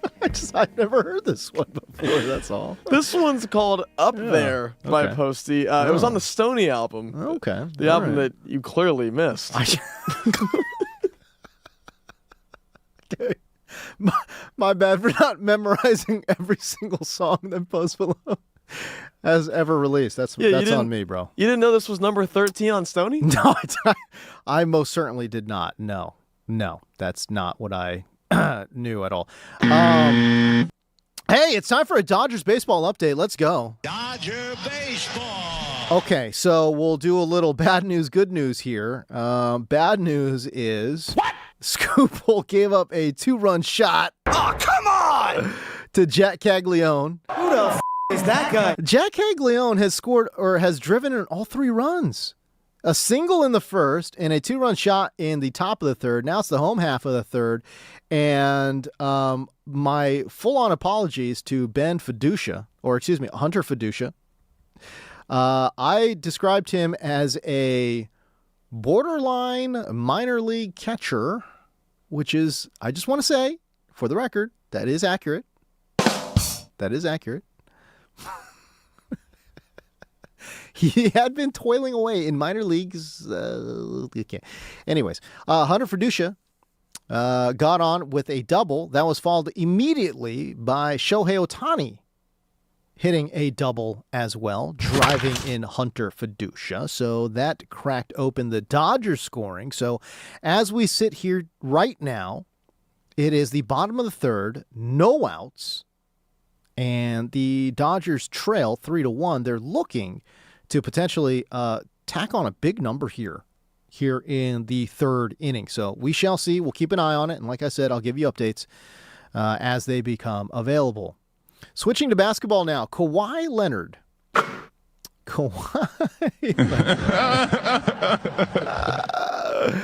According to NBA insider Jake Fisher, who writes for Mark Stein's Substack there, Jake Fisher tweeted out that Kawhi is working under the belief that the NBA's ongoing investigation will conclude before the start of training camp, sources say, and that the 7-time All-Star remains on course to join the Toronto Raptors.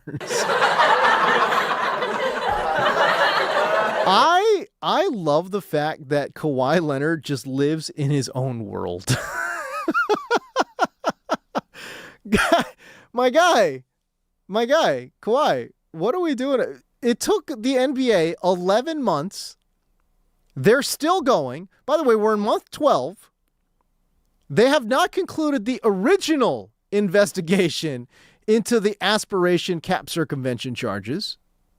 Now a second cap circumvention charge has been levied by Pablo Torre. Good, solid investigative journalism with Daktronics. Again, he's got Daktronics sources saying it was a understood thing that endorsement was flat out 100% cap circumvention. Brother, 12 months into, by the way, 12 months into the allegations of aspiration, which the main central figure to all of this is already in jail, which is incredible. Again, this is from Pablo Torre.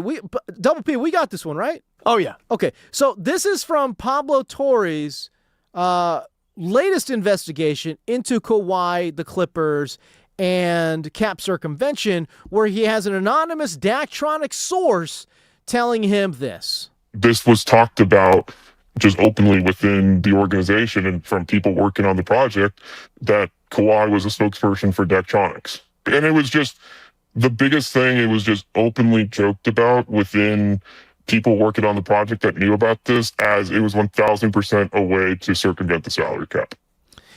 I mean, again, 12 months into aspiration, by the way, an investigation that has taken a year and was uncovered originally by Pablo Torre, and also those court documents were just, they're available. So if you're talking about a law firm doing this investigation, first of all, it's like so shady, man. Like a law firm, how do they make money? They have billable hours. You're telling me you're entrusting a law firm to conduct an investigation. Are you high? Are y'all like, what are y'all doing? Of course they're going to drag this out. Dude, listen, my wife's a lawyer. I'm just saying, like, the last thing I would want, and shout out to my girl. Like, I love her to death. I'm just saying, but she knows this. She knows this. I know this. We all know this. If you're involved with like a law firm, you know, the last person that you want to give an investigation to is somebody whose whole entire business is built on billable hours. They're going to drag this thing to the end of days. 12 months for an aspiration investigation where all the legwork had already been done for you. All of the legwork had already been done. Like, these guys had already been prosecuted. There was already an investigation underway. The feds have all the info. They've got all the info. All they've got to do is just tap into that. This has already been laid out for you. 12 months for a law firm doing an investigation. Why is a law firm doing an investigation? I don't know, but they are. You're telling me this same law firm that has been dragging their feet when all the work has already been done for them, now all of a sudden they're going to wrap up a second investigation by training camp, which is in 2 months. Kawhi is living in his own world, dude. Kawhi is living in his own world. There is a 0% chance that a law firm whose whole business is built on billable hours is going to conclude a second cap circumvention investigation by the start of training camp. Not going to happen. I don't know what's going to happen. I honestly, truly have no idea. But I know that an organization that has absolutely no investigative power, but their whole business is billable hours, they're financially motivated to not get that investigation done. They have no investigative powers whatsoever. They're not going to get this investigation done over the next 2 months. It's almost impossible. It's almost impossible. If it ends up happening, I will be the first person shouting from the mountaintops that I was 100% wrong.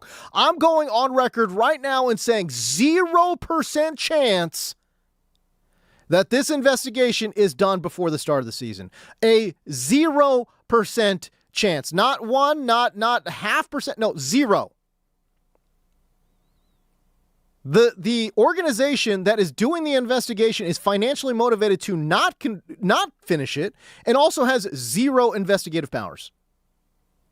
Why the NBA is burning hundreds of thousands of dollars into this investigation by continuing to use this law firm is beyond me, and it is beyond any measure of reason. Why are they doing? The NBA needs to step in and say, hey, listen, dude, the money faucet is being turned off right now. Whatever you have, turn it over. Give us this information. Turn it over. Stop messing with us. By the way, that's the one way that this 0% ends up being completely wrong, is that the NBA actually grows a spine and says to this law firm, we're cutting off the unlimited funds. Give us all this information right now. We're going to make this ruling. And we're never using you ever again. But you know, you and I both know that the reason this law firm was selected was because they probably have some kind of like inside, some kind of inside relationship with the league office. And that's how they scored and secured this contract, which is the most ridiculous contract in the history of investigations. You're giving a law firm a blank check, unlimited billable hours. Okay. And that's the investigation team that you're bringing out right now. That's the investigation team. Who in the world thought that would be a good idea? Who? Baffling. As a matter of fact, I want Pablo Torre to investigate the investigators. That would be a lot of fun. I would love for Pablo Torre to come through and say, how did this law firm get this contract with unlimited funds and no time limitations whatsoever? I mean, that's the crazy thing. The NBA did not say, hey, listen, whatever you find in 8 months, then it's done. Nope. Unlimited paycheck, money faucet, turned on, full blast, unlimited billable hours. Just keep it going, baby. Just keep it going. Who benefits? What is the personal relationship? What is the shady dealings, if there are shady dealings, between this law firm and the NBA front office? That's what or the NBA league office. That's what I want to know. That's what I want to know. Because this is ridiculous now. This is absolutely absurd how long this investigation is taking, considering all the work had already been done for you. All the work had been done for. As a matter of fact, not only has all the work been done for you via law enforcement, via federal investigators, the work had already been put on a platter for you from Pablo Torre himself. All of the information is out there. This law firm is dragging their feet. It's been 12 months, dude. Give me a break. This is a joke. It's absurd. Somebody needs to investigate the investigators, man. At this point, it's just pissing me off because, like, honestly, why are we talking about this 12 months later? This is so stupid. This is ridiculous. And by the way, what kind of punishment should the Clippers and Kawhi even face? It's clear cap circumvention to the point where it's like it's ridiculous. It's comical how ridiculous this is. You know? So again, what's the punishment? Honestly, a year-long suspension of Kawhi Leonard, I think that's absolutely on the table. I think taking away multiple first-round picks from the Clippers is absolutely on the table. I don't know what kind of fine they're going to issue to Steve Ballmer. And again, I feel like they could get away with a fine. They can't get away with the suspension. That is when Steve Ballmer will say, because Steve Ballmer loves these games too much, man. Like, there is no chance in hell they're going to suspend him like any meaningful games. Maybe like, I don't know what, 10 games? Something ridiculous? Because you can give him any fine. I don't think he cares about the fine. I don't think he cares about that because whatever fine they issue, and obviously it can't be like, it can't be like $1 billion. But like, let's say the fine is $5 million. That's like 2 days of like Microsoft stock just trending, It's like, he makes that waking up, bro. Like, he brushes his teeth and just out comes $2 million. Like, I don't think he would. Even if it's $5 million, I can't see him balking at that, But if they're going to try to take him away from games, if they are going to try to be like, hey, man, you can't manage this team, then I think he goes billionaire mode and says, nope, we're suing. What is this, kangaroo court that you have assembled and saying that I did all these things when I've, again, maintained that I've done nothing wrong? And I will sue the NBA. And I will get an injunction. And by the way, he's a billionaire. So again, investigate the investigators. Okay, guess what? Steve Ballmer's going to find a very friendly judge. Somehow, magically, some judge will be very friendly with Steve Ballmer's case. Just magically. I don't know how it happens, but it always magically just happens. When a billionaire needs a judge, somehow the judge is there. Just magically. And somehow, some way, Steve Ballmer, a multiple times over billionaire, will find a judge who agrees that there needs to be an injunction on the NBA, and the NBA cannot suspend Kawhi Leonard, and they cannot fine or suspend Steve Ballmer, and they cannot take away draft picks from the Clippers. That's what will happen. Watch. Unless they figure out some kind of thing where it's like, hey man, no suspension, but we're gonna fine you $10 million, the largest fine in NBA history, and we have to take away a couple of draft picks. I feel like that could be an acceptable punishment, and we have to suspend Kawhi for a year. But I mean, again, this is the most egregious alleged cap circumvention that you've ever heard of. This is crazy. So I don't know what kind of punishments are in store, but again, punishments need to be doled out. But if Kawhi thinks that this investigation will be done by the start of the season, no. 0% chance, unless the league actually grows a spine and says, you know what, dude, we need to step in and we need to absolutely just quash this thing and just move on, which is possible. So maybe my 0% is not very good. Maybe my 0% is not good. I would, you know what? As a matter of fact, I'll amend it. I'll say 5%. I'll say 5%. All right. We shift gears here and talking about one investigation into another, going from the NBA to the NFL. Shoot, actually, before I get into this whole Steve Keim scandal, and is Steve Keim, the former Arizona Cardinals GM, is he a scam artist? Before I get into that, let's give you another Dodgers update here. Dodger baseball. And again, the Dodgers were looking for a round number, a curved number. They're in the third, and they got it. Again, back-to-back doubles to start the inning. Ohtani driving in a run, and then it was Freddie Freeman who then singled to score Ohtani. Ohtani, y'all, he got on his high horse, and he was just galloping. I was surprised. This was a shallow center field hit, and my guy Ohtani was booking it. I mean, just on his giddy up and got in. Slid in home. Throw was a little off target. But again, it was Freddie Freeman driving in Shohei Ohtani to make it 3-2 as we are, again, in the bottom half of the fourth inning. Let's take a quick break. Let's take an early break. And when we come back, I want to share this story about Steve Keim, the former Arizona Cardinals GM, and his link to a legitimate Ponzi scheme scam artist. That's coming up next here on the James Coe Show on the brand new 97.1 The Fan, the voice of LA Sports.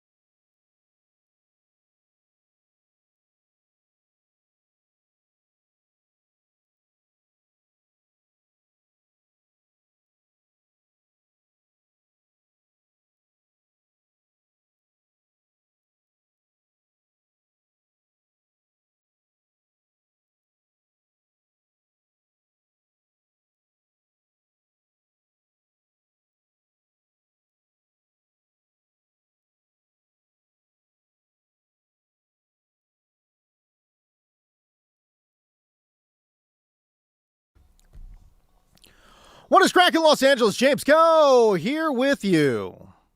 Halfway through the 8 o'clock hour, we're taking you all the way till 10 o'clock. Where does the night go? Where does it go? I do not know.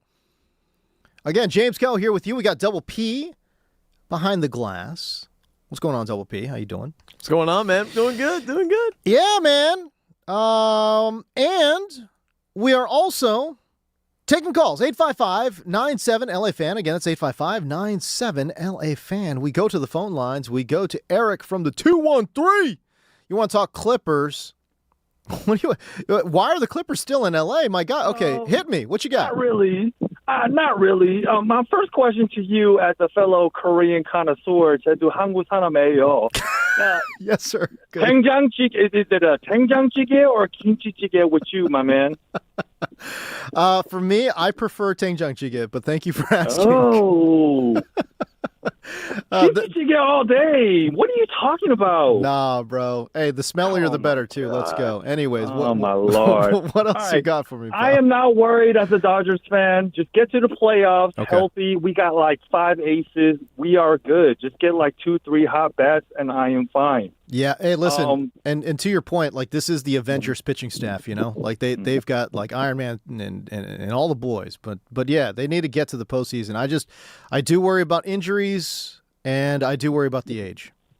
Yep. And as an LA fan, I cannot wait for AD to come back with Myles Garrett. This is like history right here. This is like LT matching up with Reggie White, and I cannot wait. Totally. As a Rams fan. Yes, sir. Eric from the 213, I appreciate the phone call. Thank you so much. My prediction is that Aaron Donald will announce his return to L.A. August 24th. Why? Because on Friday, August 20th, or excuse me, I think it's Thursday, August 20th, is the last practice, joint practice for the Rams. I think Aaron Donald will come in on that following Monday and say, all right, cool. I've missed training camp. I've missed practice, which is good. I don't need that. I don't want to do practices, which is great. And I'm ready to come back. So I'm going to say Monday the 24th has been my prediction for when Aaron Donald comes back. So I don't know. We'll see. By the way, we're also doing a giveaway. I mean, come on, man. What's better than this show? What's better than this show? The only thing better than this show is giving away tickets. That's what that is. If you want to catch a Sparks game, let's go. Sparks versus Atlanta. Sparks versus the Atlanta Dream at Crypto.com Arena on August 20th. That's coming up in 10 days here. It is Dodgers night, so free Sparks and Dodgers co-branded baseball jerseys for the first 12,500 fans. Tickets at lasparks.com. Again, tickets at lasparks.com. This is a 4-pack of tickets. Bro, how do I do this? I was kind of thinking the same thing. You know, they always send over the reads to me, and I'm kind of just thinking, wait, how can I? How do I? Double P's going to call into himself, bro. Yeah, I know. Nah, this is cool, man. This is crazy. And Double P picks the winner. Oh, yeah, you know. It's a 4-pack of tickets here for Sparks versus Atlanta. Because it is a 4-pack, we will take caller number 4, 855-97-LA-FAN. Again, that's 855-97-LA-FAN. We're giving away a 4-pack of tickets to the Sparks versus Atlanta. Give us a call. Winner will be caller number 4. Yeah, I guess Double P doesn't pick the winner. You got to be caller number 4. You got to be caller number 4. You got to be caller number 4. So we'll find out what is going on here. Big story out of the NFL that I don't think is getting enough pub because it's a little bit of a complicated story. And, you know, complicated stories tend not to do that well on social media, but it is making the rounds here. It is making the rounds. Steve Keim, who is the former Arizona Cardinals GM. He is, or has been, widely associated in depth with a scammer and a Ponzi scheme guy. And now there are questions as to how involved was Steve Keim in getting NFL players to invest with this scammer and, again, this Ponzi scheme con artist. Former Cardinals GM Steve Keim has ties to a man by the name of Mohamed Koulibaly. And a investigation of Mohamed Koulibaly found that Koulibaly was leading a Ponzi scheme scam that attempted to and was successful in persuading professional athletes to invest in fake Shopify stores. So again, this was a multi-million-dollar scam operation, but 3 former NFL players told Barron's, and Barron's was one of the folks uncovering the story. 3 former NFL players said they collectively lost over $1 million in investments made to Koulibaly. The athletes tied to Koulibaly in investing in this Ponzi scheme were reportedly impressed by his connection to Arizona Cardinals GM Steve Keim. Now, here's the thing with Steve Keim. When you are a scam artist and you've, again, teamed up with a former GM, well, you're thinking as a player, hey, listen, this former GM, if he is endorsing it, well, certainly it must be on the up and up. Certainly, right? Steve Keim was the operations chief of Koulibaly's e-commerce scam company called Motion Ventures. As a matter of fact, Steve Keim even put that he was the chief of operations for Motion Ventures LLC in his bio on his social media. But then when all the investigations started coming down, then he took it down. The athletes tied to Koulibaly were, again, impressed by that connection between Koulibaly and Steve Keim. And this story then took another dark turn in that Koulibaly was then found dead in a New Jersey pool. So maybe, possibly, somebody looking for retribution, maybe, possibly. Again, it was somebody in the whole involved with the whole Ponzi scheme itself. I don't know. Maybe it was something random. Who knows? But that is being investigated right now. Koulibaly was found dead in a New Jersey pool. And remember, Keim spent 10 years as a GM of the Cardinals. And then, how about this tie-in, which is weird and scary? And then he became an executive with Clutch Sports. Rich Paul, LeBron James, Clutch Sports. He was an executive there. And this was, again, a straight-up Ponzi scheme. Koulibaly would, again, get them to invest money into a sham investment, and then he would take that money to then pay off existing customers, a.k.a. victims. In fact, in November of 2025, Pro Football Talk received a November of 2025 pitch deck for Motion Ventures. And as PFT reports, Keim was, again, identified as the Chief Operations and Growth Officer for the company. And he was the only other player, the only other person featured in the deck outside of Koulibaly. Now, Keim did leave the Cardinals in January of 2023, and then in 2024, he joined Clutch Sports, and then he left Clutch Sports in March of 2026. So again, how this all fits into the timeline, it's still a little murky, but there is no question that Koulibaly used his connection with Steve Keim to, again, scam NFL players out of money, man.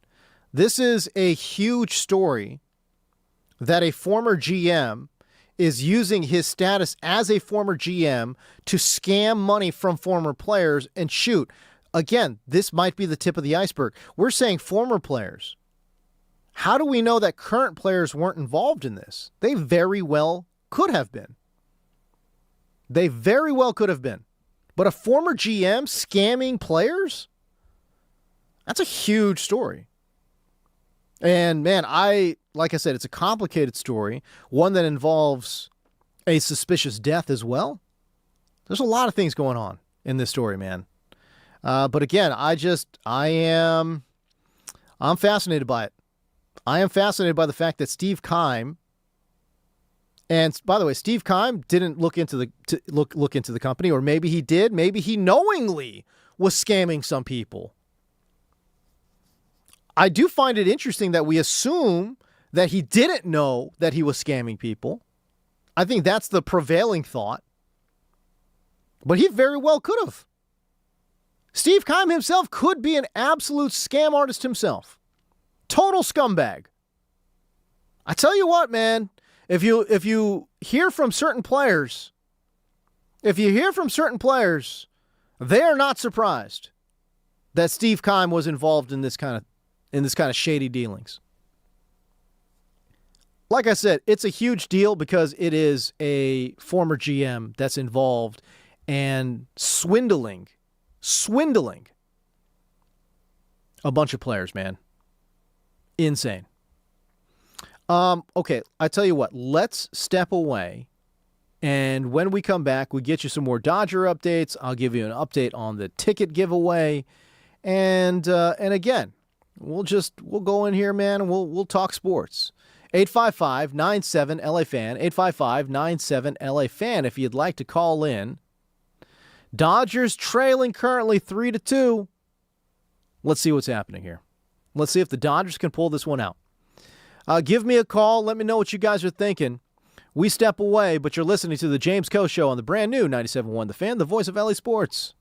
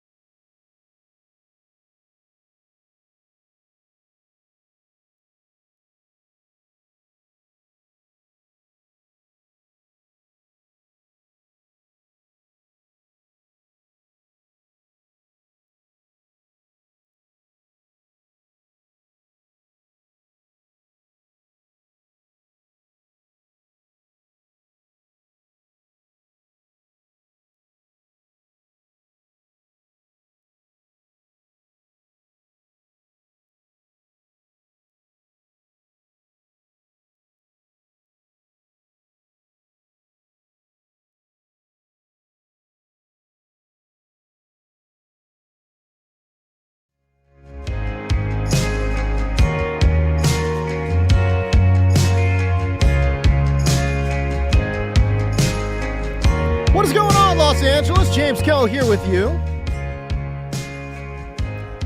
Dodgers still trail 3-2. They're in the top of the 6th, which is really interesting to me because remember all that woo-woo and all that talk of we're going to stretch out Scooble? Yeah? Yeah, I don't think so. It's the 6th inning, and Alex Vesia is in there. Oh. So, yeah, I don't know about that one. Huh. All right. That's interesting. That's interesting. Yeah, I thought they were going to, kind of go with him a little bit here. Nope, not happening. He didn't. Again, I think I'm seeing this correctly. I don't think he's thrown 100 pitches. All right. Well, there you go. Yeah, 95. 95 pitches. Now, usually 95 is your okay. It's time to go, but I'm surprised it took him 95 pitches to get through 5. It's 95 pitches is the time to start talking about going, though. At least when you're talking about a pitcher of Scooble's magnitude, I mean, again, if this is Eric Lauer, yeah, okay, great. 95, we're moving on. I get it. But Scooble, especially after the pregame conversation and the pregame interview where Dave Roberts said, oh, yeah, we'll go with Scooble a little longer. 95 pitches is not longer. It's 95 pitches, 10 pitches more than his last time out. He threw 85. Oh, okay. So technically he's right. Yeah. I guess, yeah. I guess. But I found something interesting about Scooble real quick. Okay. Because we heard that Jack Caglianone hit a 2-run shot off of him tonight. Yes. Versus lefties, Scooble, left-handed batters are hitting 263 against him. Righties 189. Wow. So he's got kind of a reverse split as far as weird. The lefty-lefty matchup is favoring the hitter against Scooble. That's interesting. That's bizarre. I really can't make sense of it. What is it? Is it maybe he's just seen some absolute dogs, left-handed, just absolute beasts? Maybe it's possible. It's possible. Anyways, in the top of the 6th, the Royals do lead 3-2. And again, if there are some updates, we will certainly get that to you. A winner in regards to that 4-pack of tickets between the Sparks and the Atlanta Dream. It is Rick from Anaheim. Congratulations, Rick from Anaheim. You got yourself a 4-pack of tickets to go check out the Sparks as they take on the Atlanta Dream at Crypto.com Arena on August 20th. All right, good stuff. All right, let's shift here to football, and let's get to your top stories in Cover 3. Let's get the gleam, all right? Let's go. We're going to be here all day, baby. I like this kind of party. It's time for the Cover 3. All right, Cover 3, it is your 3 best or top stories from the NFL. Double P, kick us off. Kick us off, no pun intended. I like that. Pun fully intended. Frank. Okay, fully intended. Pun or punt? I'm kidding. Yeah, okay, good. I like it. There you go. That one's bad. Okay. We're starting with Teddy Bridgewater and Dan Campbell announcing it after training camp practice. Campbell announces it in this sound right here as far as just, that might be it for old Teddy Bridgewater, huh? Wow. Teddy Bridgewater is going to step away. So, I've known Teddy a long time, and man, the human being is unbelievable. Certainly the player, everything that he's about, the type of teammate he is, the way he prepares, always played the game up here, and had a huge heart. He's going to be missed. So I'll never forget 2019 when Drew got injured. We had just gone out to the Rams, got beat out there, and Drew, got his thumb, and we lost him for 5 weeks. And Teddy stepped in. We won 5 in a row, man. And that was Teddy. And then just his time being with us meant a lot, and it meant a lot to our guys. So he's going to be missed. There you go. Yeah, listen, Teddy Bridgewater is an interesting story just because it's a semi-big what-if story. in the NFL. He was drafted in 2014 by the Vikings, and he absolutely destroyed his leg in 2016.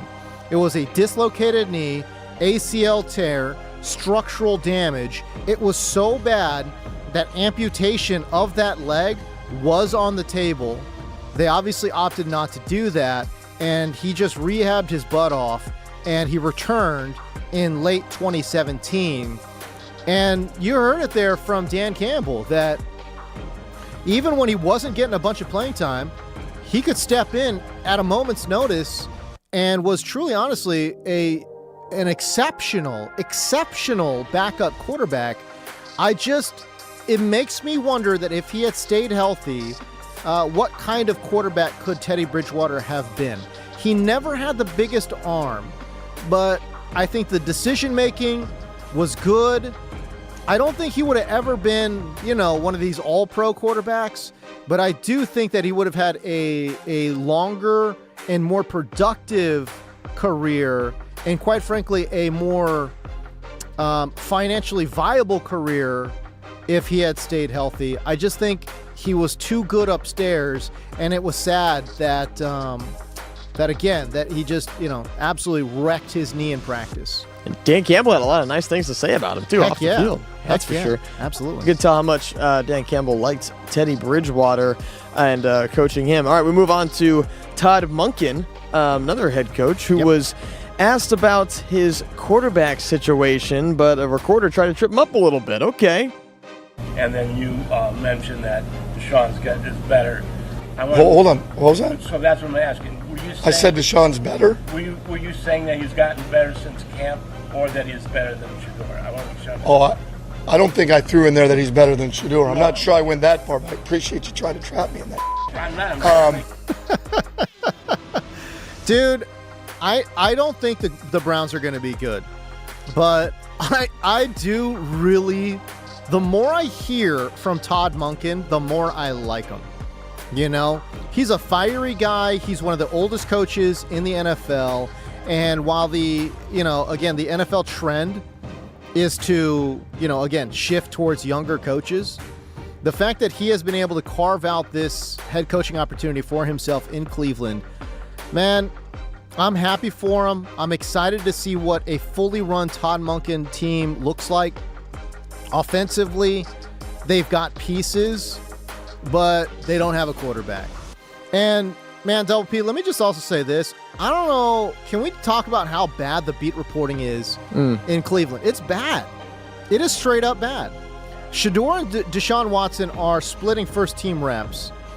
And according to ESPN Cleveland, through the numbers, Deshaun Watson is trailing Shedeur Sanders. Shedeur Sanders has a better completion percentage by quite a margin, 70% versus 64%.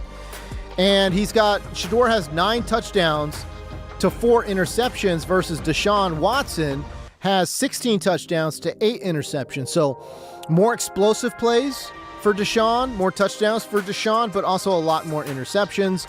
But the funny thing about all of this, you cannot get a clear picture from any of the beat reporters.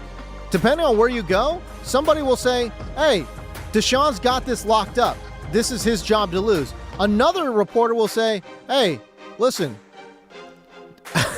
Shedeur Sanders has clearly outperformed Deshaun Watson. There's absolutely no clarity from the beat reporters, and there's just such mixed messaging.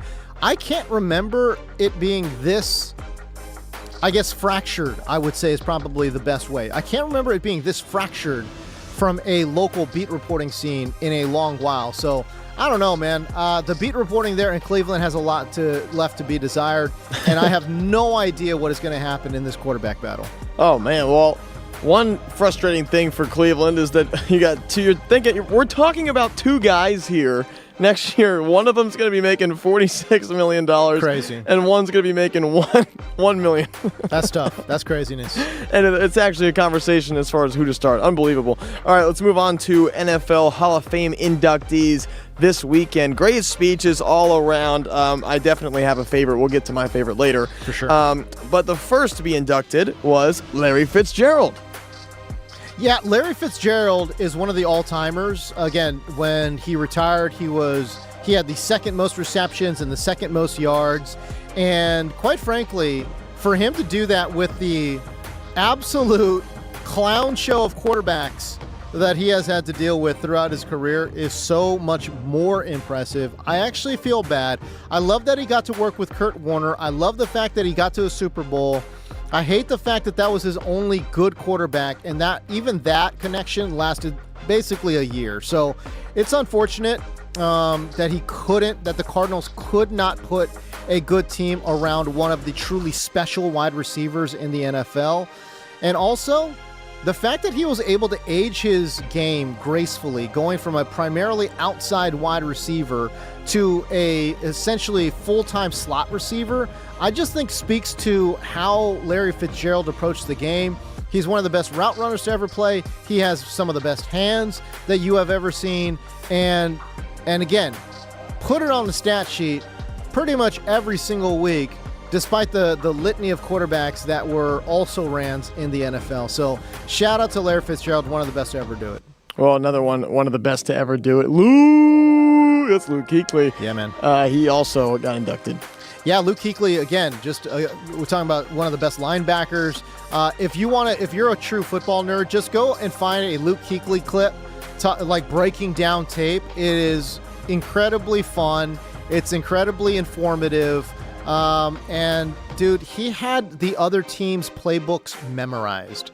Like that is the level of preparation that Luke Kuechly had. It was really unfortunate that his career got cut short due to concussions. But again, that is a part of the game, unfortunately. And that also dovetails into the next inductee in Roger Craig as well. And Double P, man, I was surprised when he gave a pre-recorded speech that he had prepared. I was surprised that the NFL didn't give it more editing, because he really went out there, Roger Craig did, and just basically laid it all out. Yeah, for sure. And we can listen to it here, but yeah, I was surprised that he did a recorded one until I heard this. Today, there's another chapter I want to share. I've been diagnosed with vascular dementia that my doctors believe may be related, at least in part, to the concussions I experienced during my career. The changes were gradual. At first, they were easy to dismiss as normal aging.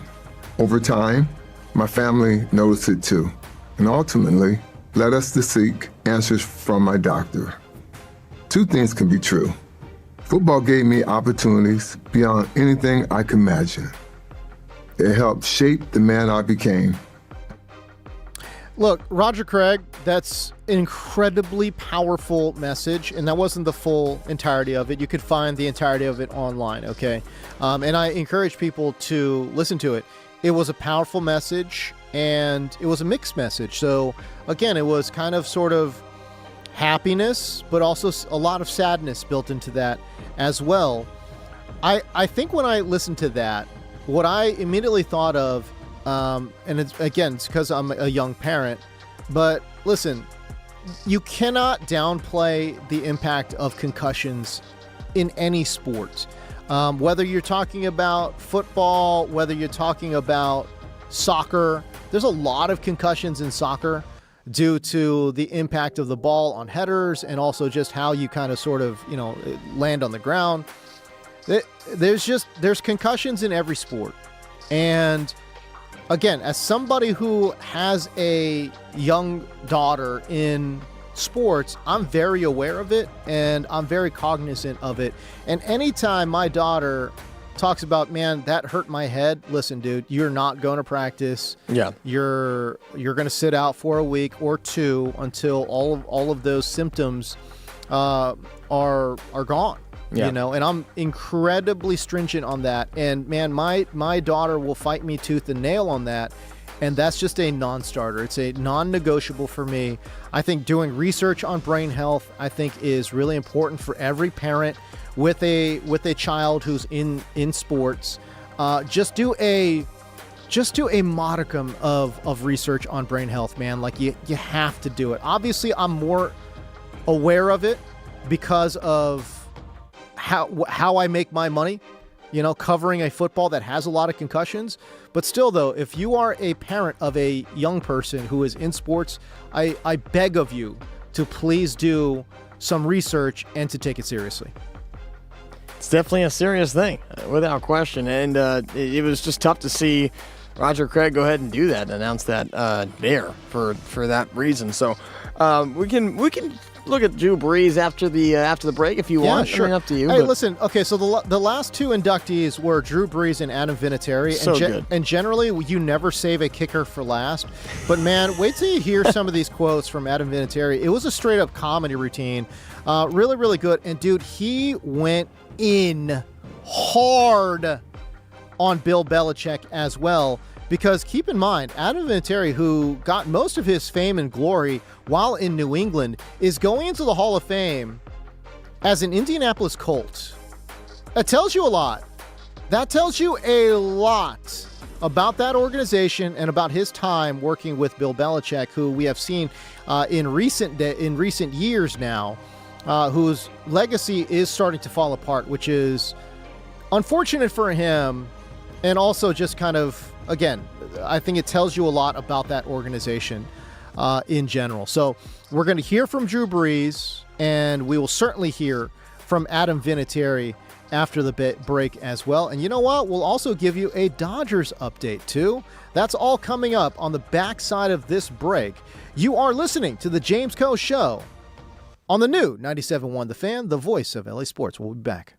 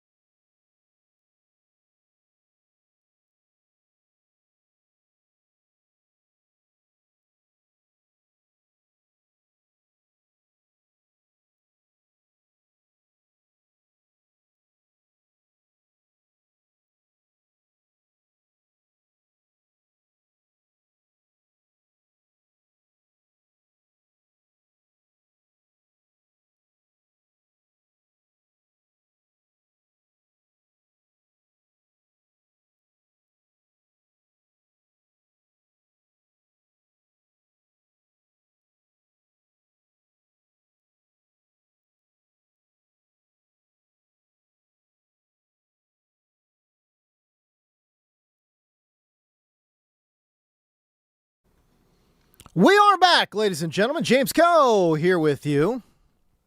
Shout out to the YouTube chat. They're going crazy right now because the Dodgers are in the midst of it. They are trailing right now 3-2, but the bases are juiced. Max Muncy is at the dish. If something happens, we will, of course, bring you those updates. But Charlie Brown 919 is in the chat going crazy, which is great. But again, we will certainly bring you those updates. Those Dodger baseball updates. It's all going to happen. Oh, and you know what? We can give you a Dodger baseball update right now. Dodger baseball. My goodness gracious. Max Muncy has come through. He has absolutely come through. Huge base clearing. I believe it's a base clearing triple? Yeah. Wait, Max Muncy, in the year of our Lord, 2026, hit a triple? That is... that's insane. Wait a second now. Max Muncy hit a triple, y'all. That's crazy. Just lacing one down the right field line and clearing the bases. So how about that? So now all of a sudden they were trailing 3-2. One swing of the bat from Max Muncy. It is now 5-3 and the Dodgers lead. This is a very welcome return to form for the Dodgers offense. And they're doing it honestly in a way that probably makes more sense for their roster construction. Not a lot of home runs, just get on base, move guys over, read the strike zone well, and just try to get in and out of there. Now, I don't want to take away a triple from anybody because it's so awesome. Yes. Triples. But it was a double and he advanced on the throw. Oh, I see. Okay, that makes more sense. Sorry, Max. that makes way more sense. When I had one eye on the game and I'm seeing Max Muncy on third, and I'm like, wait a second now. Why is Max Muncy of all people on third base? I know he didn't hit a triple, dude. No, but double advanced. Okay, there you go. That makes way more sense. Okay, so again, this is the sixth inning just completed, and yeah, the Dodgers lead 5-3. So there you go, big time hit from Max Muncy to clear the bases loaded. We had talked about Drew Brees, Adam Vinatieri getting inducted into the Hall of Fame alongside San Francisco 49ers running back Roger Craig, Luke Kuechly, one of the best linebackers to ever play, former Carolina Panther, Larry Fitzgerald, lifetime Arizona Cardinal. You know what's crazy, too, is you just don't see this in football. Larry Fitzgerald, Luke Kuechly, just staying with one team.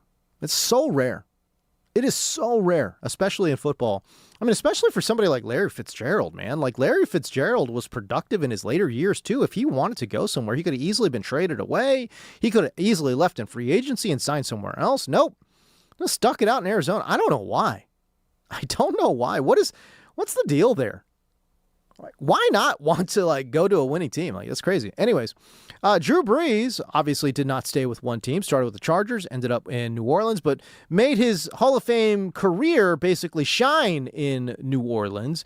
And why? Well, shoot, he teamed up with Sean Payton. So it obviously makes a lot of sense that Drew Brees was extolling the virtues of his relationship with Sean Payton. To Sean Payton. I miss our dot meetings, Coach. The night before every game, talking through every play, every situation, every matchup in the greatest of detail. I would literally ask Sean, hey, Coach, when do you think you'll call this play? He would squint his eyes and purse his lips. You know that look. Second quarter, across midfield, probably 47-yard line, 2nd and 10, left hash, left middle maybe. They'll never expect it. Precise, instinctive. Coach, you were brilliant. I saw myself as an extension of you on that field. I always had something to prove to you, and I always wanted to make you right. And I know you trusted me, and that allowed us both to be great.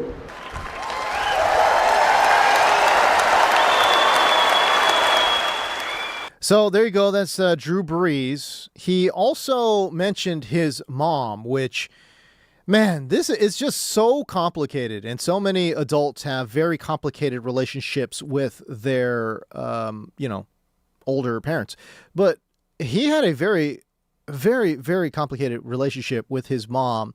And he addressed that too, like the fact that their whole relationship as an adult got strained when he came out of Purdue and she wanted to rep him. And he was like, absolutely not. You have no experience. Just because you're a lawyer does not mean you are qualified to be my agent. He actually hired a real agent and got himself paid. But that relationship was very strained. And then later on, as she was running for office, I think she was running to be a judge somewhere in Texas.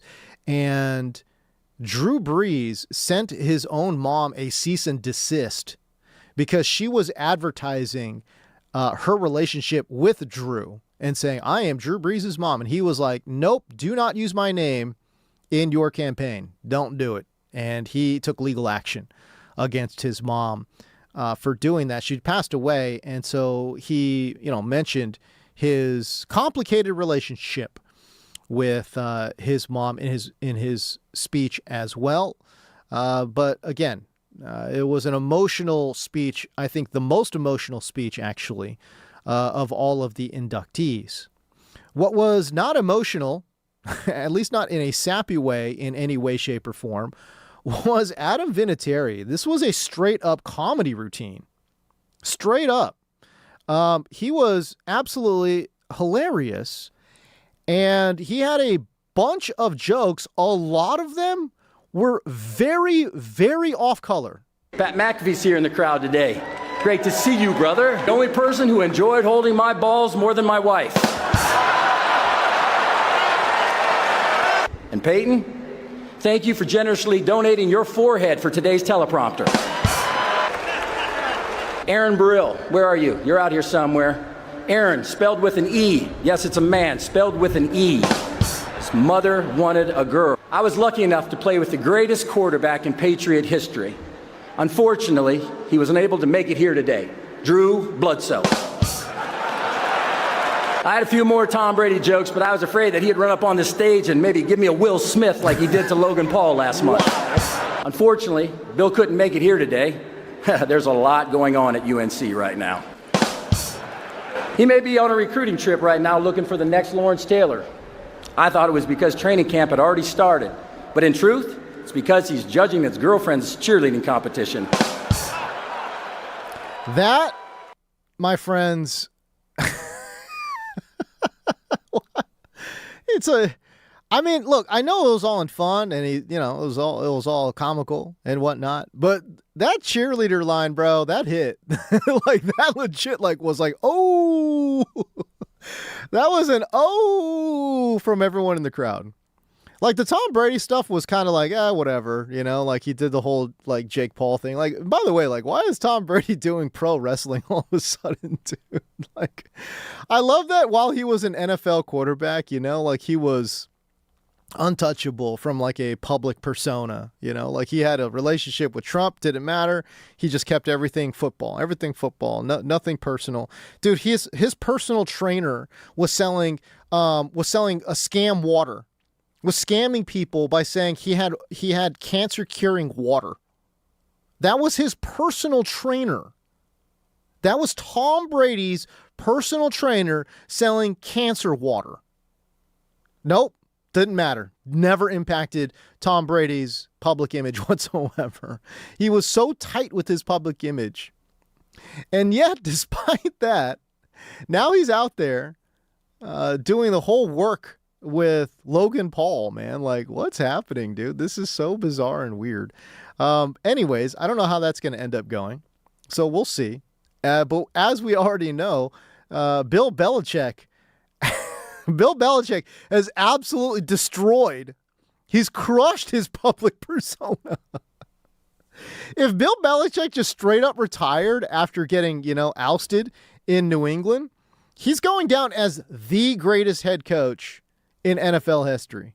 Doesn't matter the fact that he's cheated multiple times. Doesn't matter the fact that he was like stealing signs, that he was recording other teams.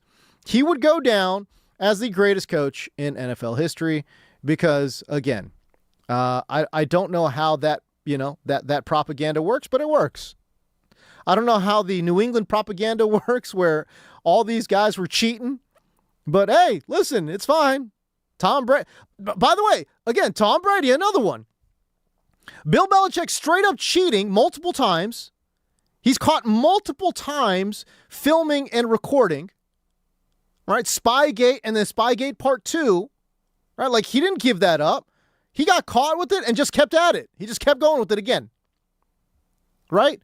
Oh, but Tom Brady didn't benefit from that, y'all. Somehow, some way. I mean, he only knew what defense was going to be deployed. Sure, yeah. But again, Tom Brady, bulletproof, man. Teflon, baby. Nothing sticks. Doesn't matter. Doesn't matter that his personal trainer is selling cancer water. Doesn't matter at all. It doesn't matter that, he's got his personal friend is Donald Trump. Doesn't matter. Nothing impacts this guy's public image. It's crazy. Insane. Craziness. Doesn't matter that he's had insane amount of plastic surgery done. Who cares? Who cares? Have you all looked at his rookie photo versus what he looks like now, dude? He has had insane amount of plastic surgery done, dude. Nope, doesn't matter.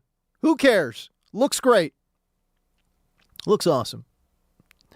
But yeah, man. But Adam Vinatieri taking that shot on Bill Belichick. Holy moly. That was definitely a ooh moment when he talked about his Jordan Hudson's cheerleading competition. Yeah, that was awesome. That was crazy, dude. That was absolutely crazy. Pat McAfee's that was an underrated one too. No, that wasn't underrated. I just didn't even want to bring it up because I was like, I hope. Yeah, yeah. I'm hoping no one gets mad about that one, you know? Yeah, I wasn't sure if I should include that one. I mean, yeah. I don't know, dude. Anyways, doesn't matter. But wow, what a set. What an absolute, what a gem from Adam Vinatieri. That was great. Who would have ever thought a kicker going up there and just doing the thing, man? That was crazy. Anyways, I guess we should wonder when Adam Vinatieri is going to come out with his podcast. I'm sure he's got a podcast formulating and brewing right now, you know? I mean, if Pat McAfee can make it work and he was just a friggin' punter, who cares about him? Adam Vinatieri's out there hitting like multiple game-winning, Super Bowl-winning kicks. Sick. Anyways, you heard the bat. That means we got to give you a Dodgers baseball update. Dodger baseball. And it's not a good one. Oh, come on! It's not a good one at all. After 3 runs scored by the Dodgers in the bottom of the 6th, you turn around top of the 7th and an absolute blown save. Absolutely blown by Jack Dreyer.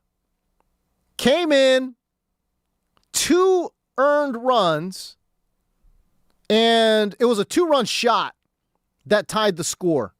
So now we're in the middle of the 7th inning stretch. Dodgers Royals 5-5. It's an absolute dogfight at Dodger Stadium. Oh, man. And listen, for Skubal, it was not a good outing for Skubal either. Overall. 5 innings pitched, 3 earned runs. He did pick up 6 strikeouts in those 5. So the stuff is still there, but he did give up a 2-run shot and 3 earned runs for Skubal in his Dodgers home debut. So we'll see how this game ends up going, man. But the middle relief and the back end of the bullpen in general has been a roller coaster. And by roller coaster, I am still waiting for when the roller coaster is going to go up. Because usually when there's a roller coaster, it's an up, and then there's a down, and then there's an up. And I guess from a season-long perspective, I guess that's pretty accurate. The bullpen, I think, to start the season was not very good. Then after that, in the months of, I want to say, June and July, bullpen was untouchable. They had that crazy scoreless inning streak going. And then you're thinking, okay, they've got reinforcements coming. Here comes those trumpets. Here comes Edwin Diaz. No, he's been terrible. That's terrible. Back end of the bullpen has been horrific, but the middle relief, too, has been subpar. Not as noticeably loud in terms of how bad they are as the back end of the bullpen, but certainly it has not been good. And now Jack Dreyer just gave up a 2-run shot that tied the game. Shohei's at the dish in the bottom of the 7th. Any more updates, and we will certainly get those to you. Man, we are fast approaching everyone's fantasy football draft. Fantasy football content is going crazy right now. Eric Karabell of ESPN, one of the best to ever do it. He's a fantasy football Hall of Fame. Double P, do you know there is such a thing as a fantasy football Hall of Fame? No. There is a fantasy football Hall of Fame, and I don't know if Eric Karabell is in it, but he needs to be in it. So there's that. He released today a do not draft list. A do not draft list, just in terms of pure fantasy football. Fantasy football only. Okay? And he listed a bunch of different positions. At the quarterback position, he says, do not draft Josh Allen. And I know what you're thinking. You're like, don't draft Josh. Josh Allen is automatic. Yeah, how does that make sense? Well, it's just all about cost. I don't agree with this one, but again, if you're going to take Josh Allen, he's going in like the late 2nd round, early 3rd round. Also, the one thing about his style here in terms of the do not draft, again, he's saying if you're in what most common people play, which is a 10-team league, bro, find a couple more friends, man. Like, what are we doing? Who is playing in a 10-team league? And I'm saying this as like, I know I'm like this privileged, I'm like this privileged fantasy football guy. Oh, look at the fancy fantasy football guy playing these really cool 12, 14 team leagues. I'm just saying, bro, can you just like find 2 more friends or 2 more coworkers? That's not, what the hell are y'all doing playing in a 10-team league? I'll join. I mean, hey, Double P, there you go. He's in. I'm looking for leagues right now, guys. Just want to put that out there. How many leagues are you going to be in, bro? Probably 3. Okay, 3 leagues. How many of them are... Like really important? No. How many of those 3 leagues have at least 12 participants? At least 12, 2. So what's the other one? 10. A 10-teamer? Yeah. Yeah, bro, find 2 more people. Come on, man. You want to join? No. I'm in too many leagues. I cannot do it. But find 2 more. But come on, man. Like, here's the thing. If there are already 10 of you, that means only 2 out of those 10 people need to introduce someone to the league. Yes, that's the biggest thing is that all you need, like, think about the web of people you already have and think about the web of people that they have. Each one That's what I'm saying. Yeah. Bring somebody's girlfriend in. You know what? As a matter of fact, your girlfriend is playing this 12-teamer, bro. Okay. No? Wow, that was quickly rejected, dude. Yo, I am telling you, bro, she needs to be in your league, dog. Dude, I'm gonna work on this in the background, y'all. We're gonna figure out a way to get Double P's girl into his 10-teamer. Because, dude, 10-teamers, that's a joke, man. Hey, have some self-respect as a fantasy football competitor. Find 2 more people. Not that hard. I mean, I'm sure a lot of these 10-teamers, there's like a lot of single dudes in it, I'm sure. But it's so widespread. There has to be significant others. And like this is what's funny. Like, I promise you, significant others, like female significant others, like they don't want to, but they would think that it's funny if they did draft against y'all and beat the hell out y'all. You know? Hey, so long as it's not an auction draft, if you just do straight up redraft, I promise you your girl, like if like there's a significant other who's never played fantasy football and you just follow, like you just auto draft that team, not auto draft, but you know what I'm saying? Like you just go by whatever the rankings are. I promise you that person will be squarely in the middle of your league. Squarely. That's how these rankings work, by the way. As long as it's not auction. But if you're in a standard redraft, I promise you, like, just get a rando in there, and if they know nothing about football, nothing about fantasy, but they just follow the rankings and just fill out their roster as is needed, right? That's why the auto thing doesn't work. But if you fill out your roster as needed, like, you're going to be square in the middle. You're not going to be terrible. You're not going to be good, but you're going to be square in the middle. I mean, I'm just saying. Double P's girl's got to get into his league. Dude, come on, man. Come on, man. A 10-team league is embarrassing, dude. I'll ask her if she has any friends. As Matt, you know what? Get her and a girlfriend to join your league. Okay, now we're getting ridiculous. Okay, all right. Okay. Hey, you know what? Have your sister join the league, bro. Yes. Yes. I think she can name maybe 3 quarterbacks. That's about it. Yeah, no way. You can't have that. Yeah.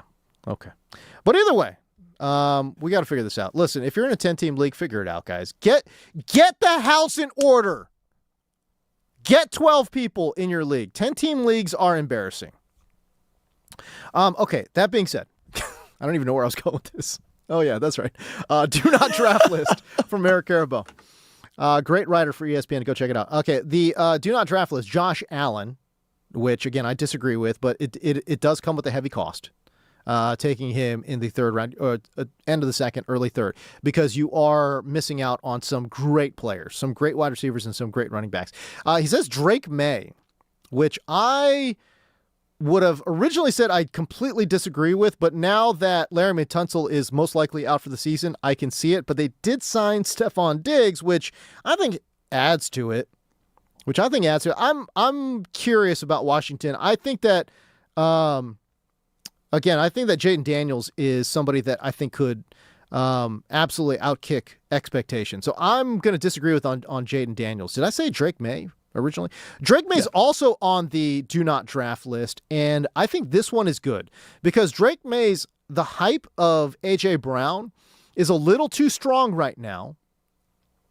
And a lot of his production last year where he had, nearly 4,500 yards. He had 450 yards rushing. He had 31 passing touchdowns. He had 4 rushing touchdowns, so 35 touchdowns in total.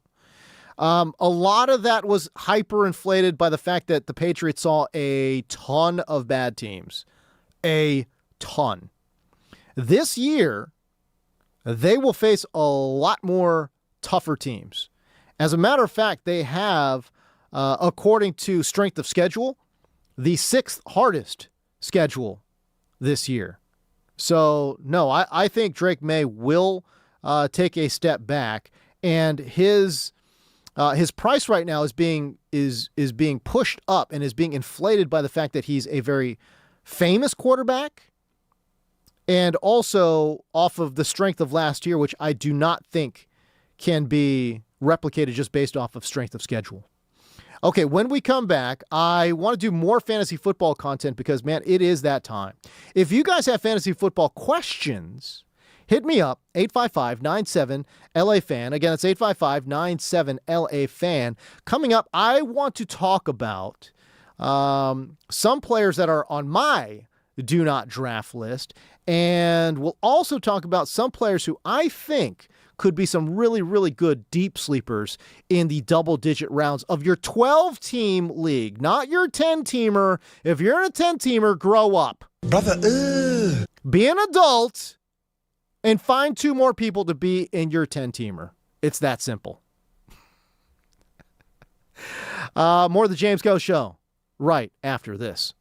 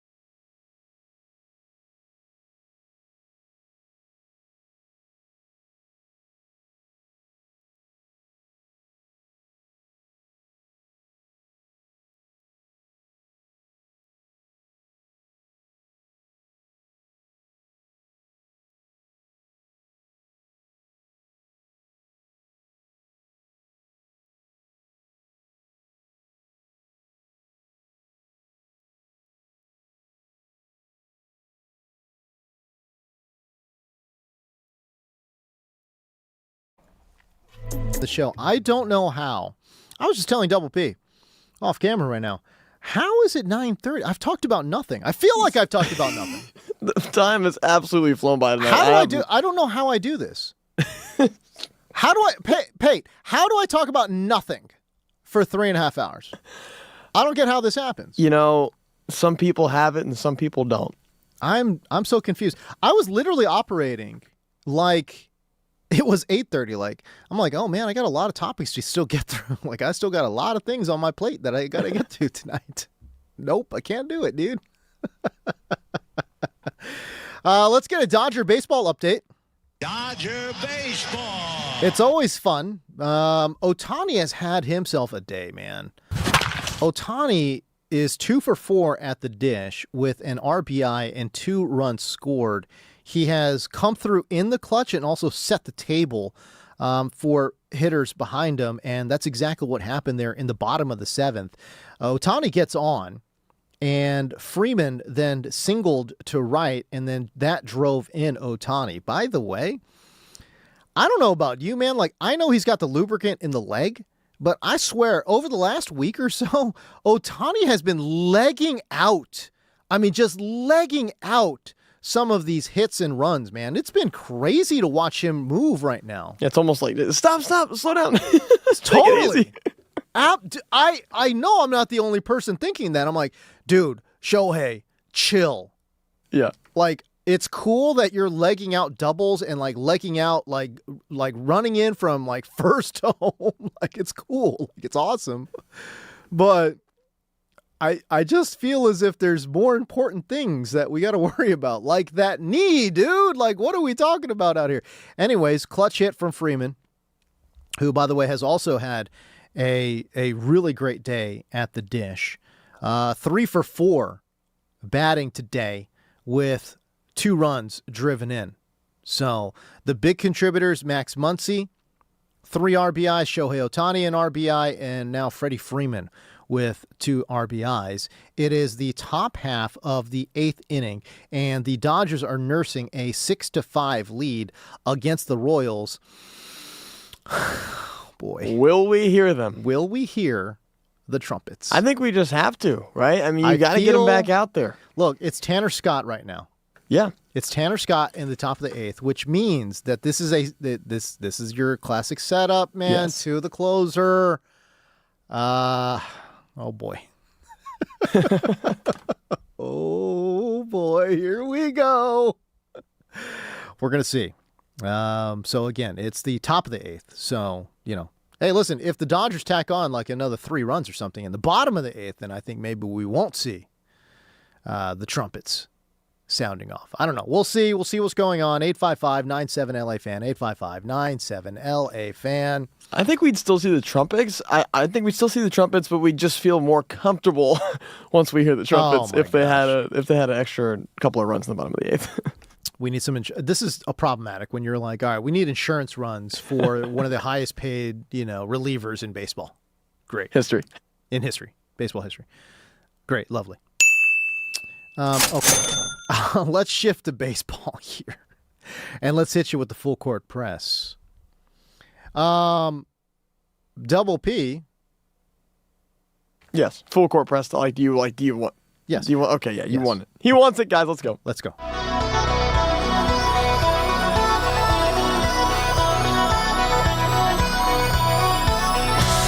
And now it's time for the full court press.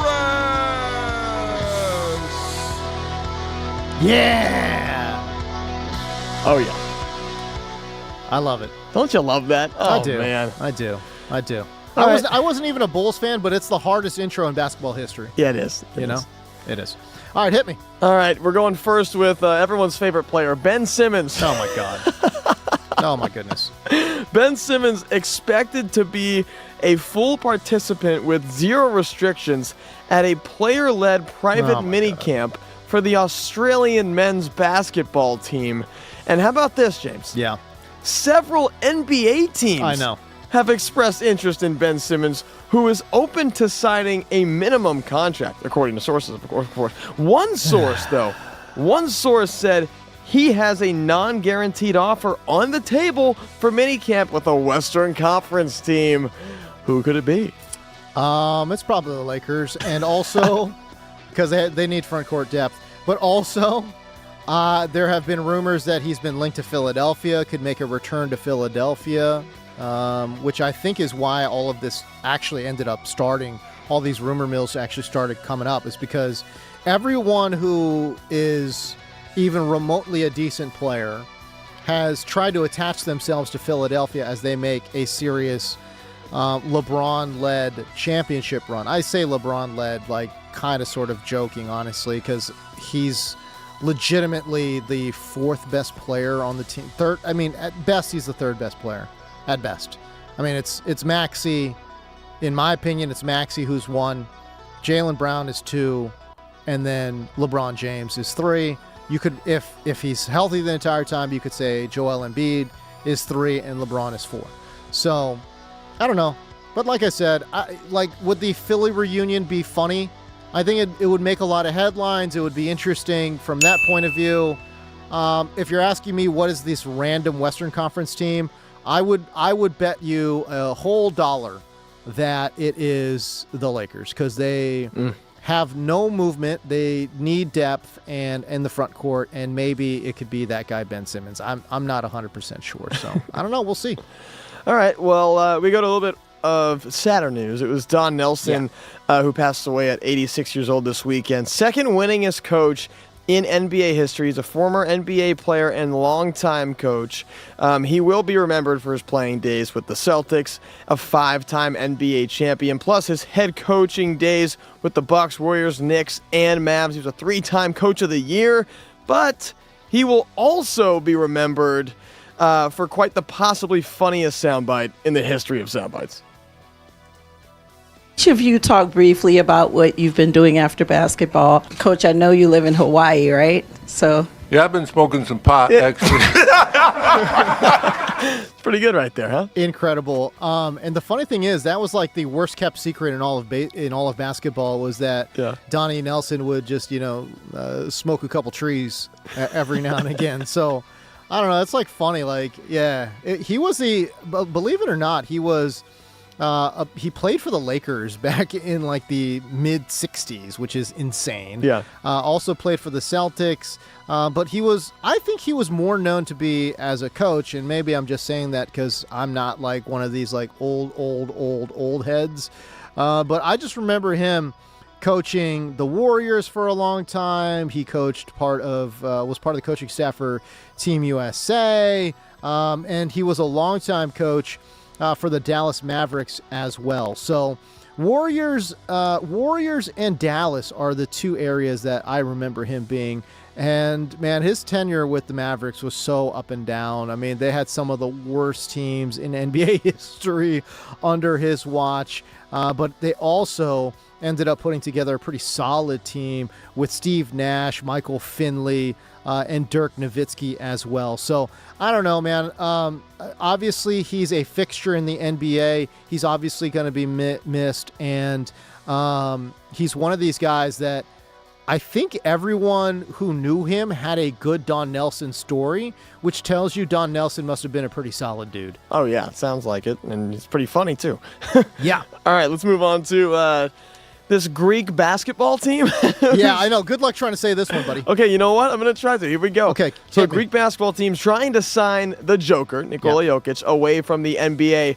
Dimitrios Giannakopoulos. I think that's pretty good, That's dude. pretty good, right? That's pretty good, man. A Greek businessman who owns Okay, all right. Okay, now we're falling apart. Panathinaikos. That was pretty good. You know what? That's not bad either, man. Panathinaikos.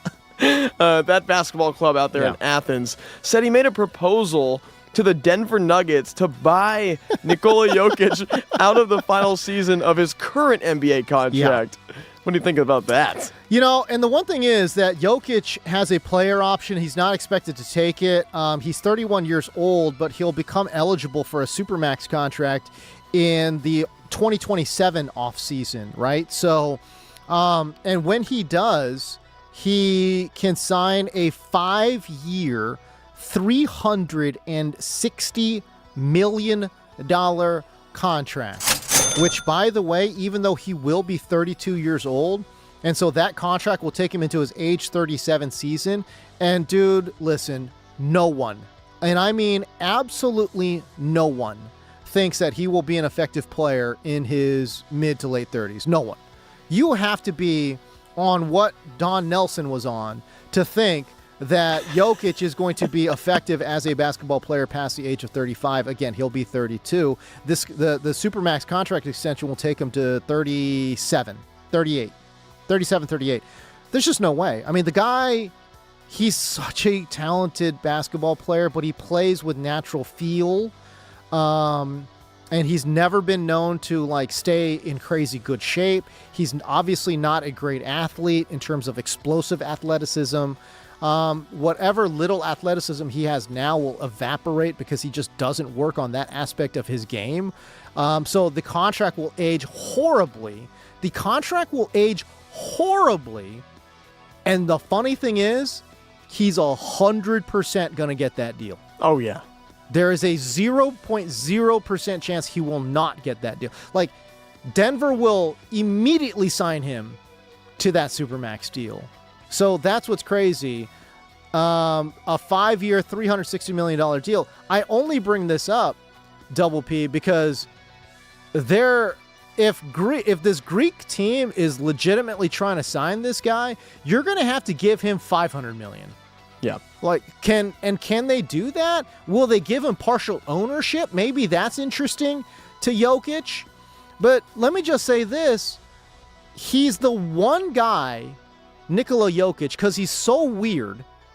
I think he's the one guy in the NBA that I could legitimately see this actually working. If this Greek owner, Dimitrios Yana, how do you say his? Yeah, Yana Kopoulos. Yana, how do you say his name? I think Yana Kopoulos, if he's actually trying to make this deal work, and he gives him partial ownership of the roster or of the club, and also 500, let's just call it 400 million, and he gives him 400 milli with ownership. Yeah, Jokic is literally the one guy that I could see saying, you know what, I could do that, because that's the thing about Jokic is like all the rumors are that he absolutely is dead set on signing that 5-year 360. And he knows that he's not going to play into his late 30s, or at least not play well. So it just makes you question, again, like, how much does he love basketball? I think that's a fair question. You know, he's always talking about, I can't wait to go back to my horses. Yeah. Yep. You know what I'm saying? Like, how much does he, and again, he'll be closer to his, to you know, where he calls home. You know what I mean? Like, yep. I don't know, man. I know this is like a publicity stunt right now, but if this Greek club legit comes through with the bag and says, man, listen, brother, we will give you 400 milli and partial ownership, I truly, honestly believe that that would be in play. As crazy as it sounds. I know, and he's like one of the only star in the league. Like you just said, he's the only star in the league to where it really doesn't sound that crazy. It really doesn't. No, I know. I could totally see him saying that. Yes, that's crazy. Yes, Dimitrios. Let's make this deal, Dimitrios. So there you go. That is your. Those are your basketball headlines on Full Court Press. We step away. When we come back, we got trumpets for you. Oh, man. I used to get so fired up for this song. I used to just get crazy.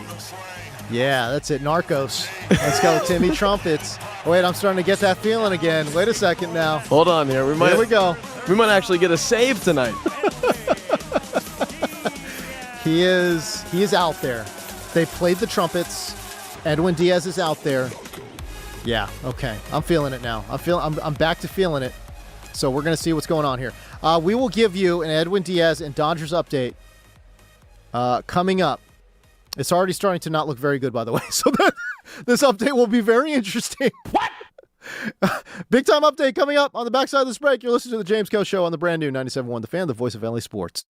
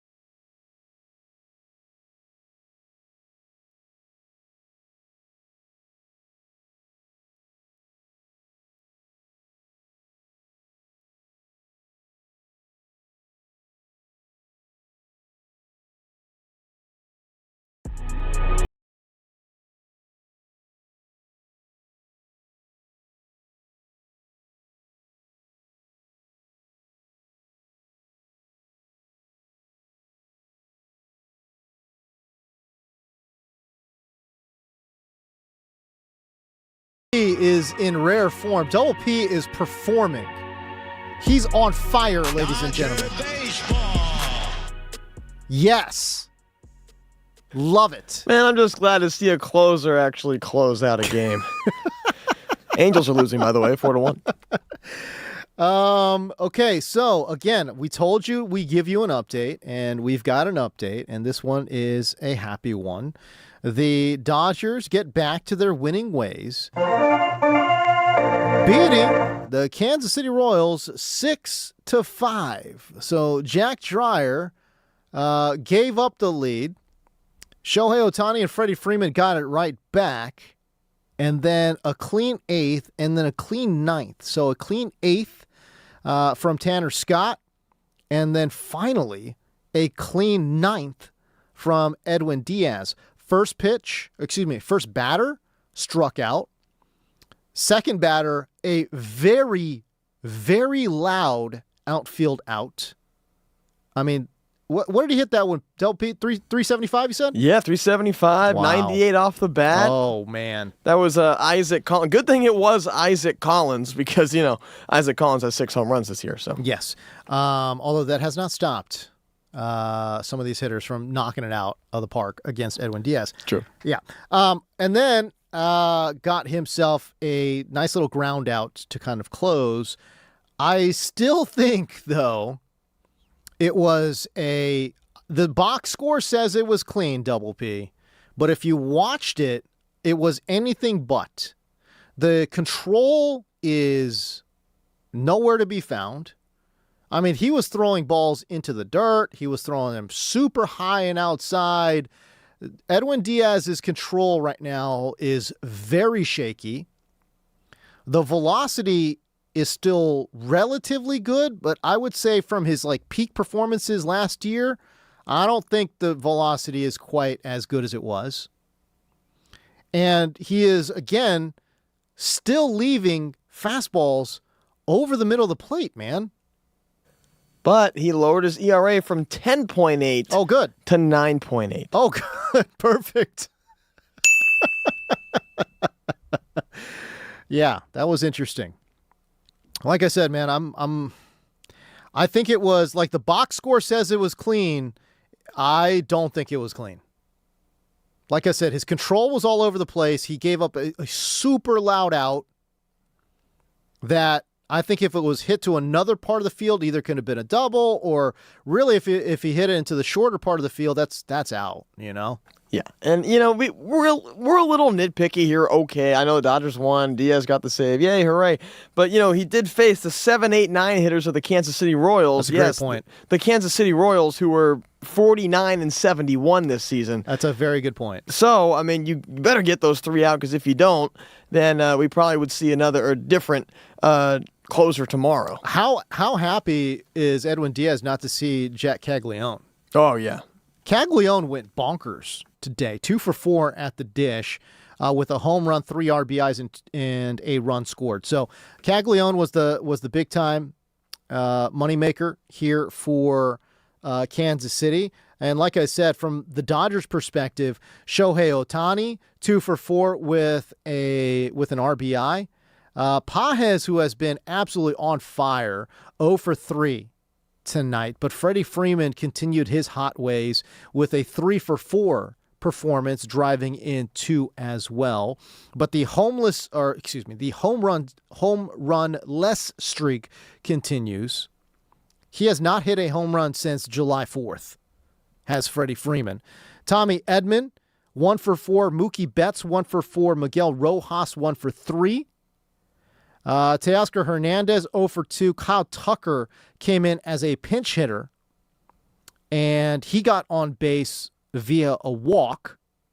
Max Muncy was 1 for 4, but it was a big one. 3 RBI, base clearing double. That obviously the Dodgers needed every single run that they could get in winning 6-5. Hunter Fiducia, your boy. My boy. I apologize to Fiducia.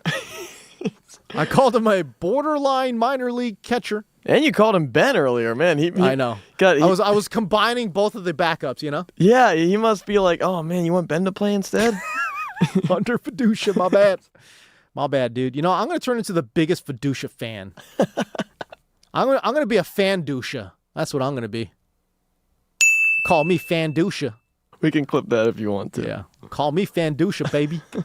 1 for 3 with a run scored as well. Okay, so like I said, overall a good win for LA, mostly because the bats got hot. Good all-around effort from all the boys as they go on to win 6-5. But still, middle relief, the bullpen continues to be a sore spot, a problem spot for the Dodgers. And again, for them to get this victory without a home run, I think, and for them to score 6 runs without a home run, I actually think that's a good sign. We'll see if they can keep that one going. I am very curious to see. Dumpy, I want to get your thoughts on this too. Can the Dodgers transition themselves from being this, power-lifting, home run generating team to just playing kind of like not necessarily small ball, but like small ball adjacent, right? Where they can score a lot of runs without having the long ball at their disposal because, again, there's just not a lot of power in this lineup, especially as they age. Yeah, 100%. They can do it. They proved it tonight. You're basically asking me, can they be the Milwaukee Brewers? Right. The Milwaukee Brewers, who are 74-45, if they're doing it, I'm pretty sure Ohtani and company can do it as well. And there's nobody better at being short to the baseball than Freddie Freeman. He has such a short, compact swing. And the reason we saw him hit all those home runs earlier in previous years in his career is just pitchers missing in the wrong spots up in the zone, and Freddie Freeman would take advantage of it. Pitchers are just pitching him very carefully now, and he's just simply doing what he can with the baseball. I mean, balls are still in the strike zone, down and away. How many times have we seen him punch balls to the opposite field? Yeah. Mookie Betts just hasn't been hitting well in general, so he hasn't been pulling the ball over the fence. We rarely see him hit balls over the fence to right field. And then Kyle Tucker's struggling as well. But also, Teoscar Hernandez, I think, is one that really needs to get going from a power standpoint. But to answer your question, yes, they can play small ball. That being said, I think Teo needs to start hitting the ball over the fence a little bit.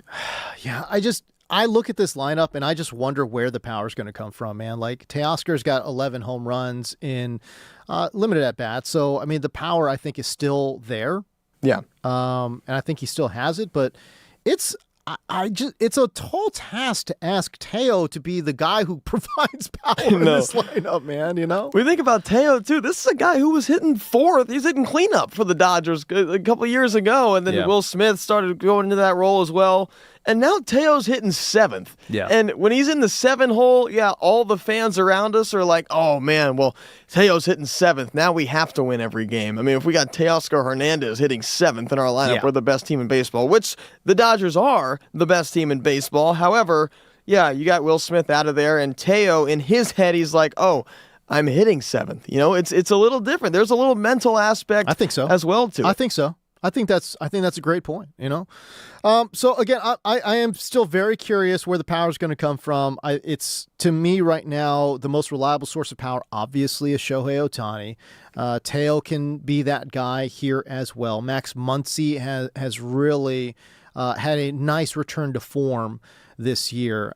He's got 22 home runs on the season already. So I think it's a good win. I don't know if it necessarily addressed some of the concerns that I think are very real concerns for this Dodger team as well. And by the way, I will stand 10 toes on the fact that I do think that they need to bring in and call up Josue DePaula.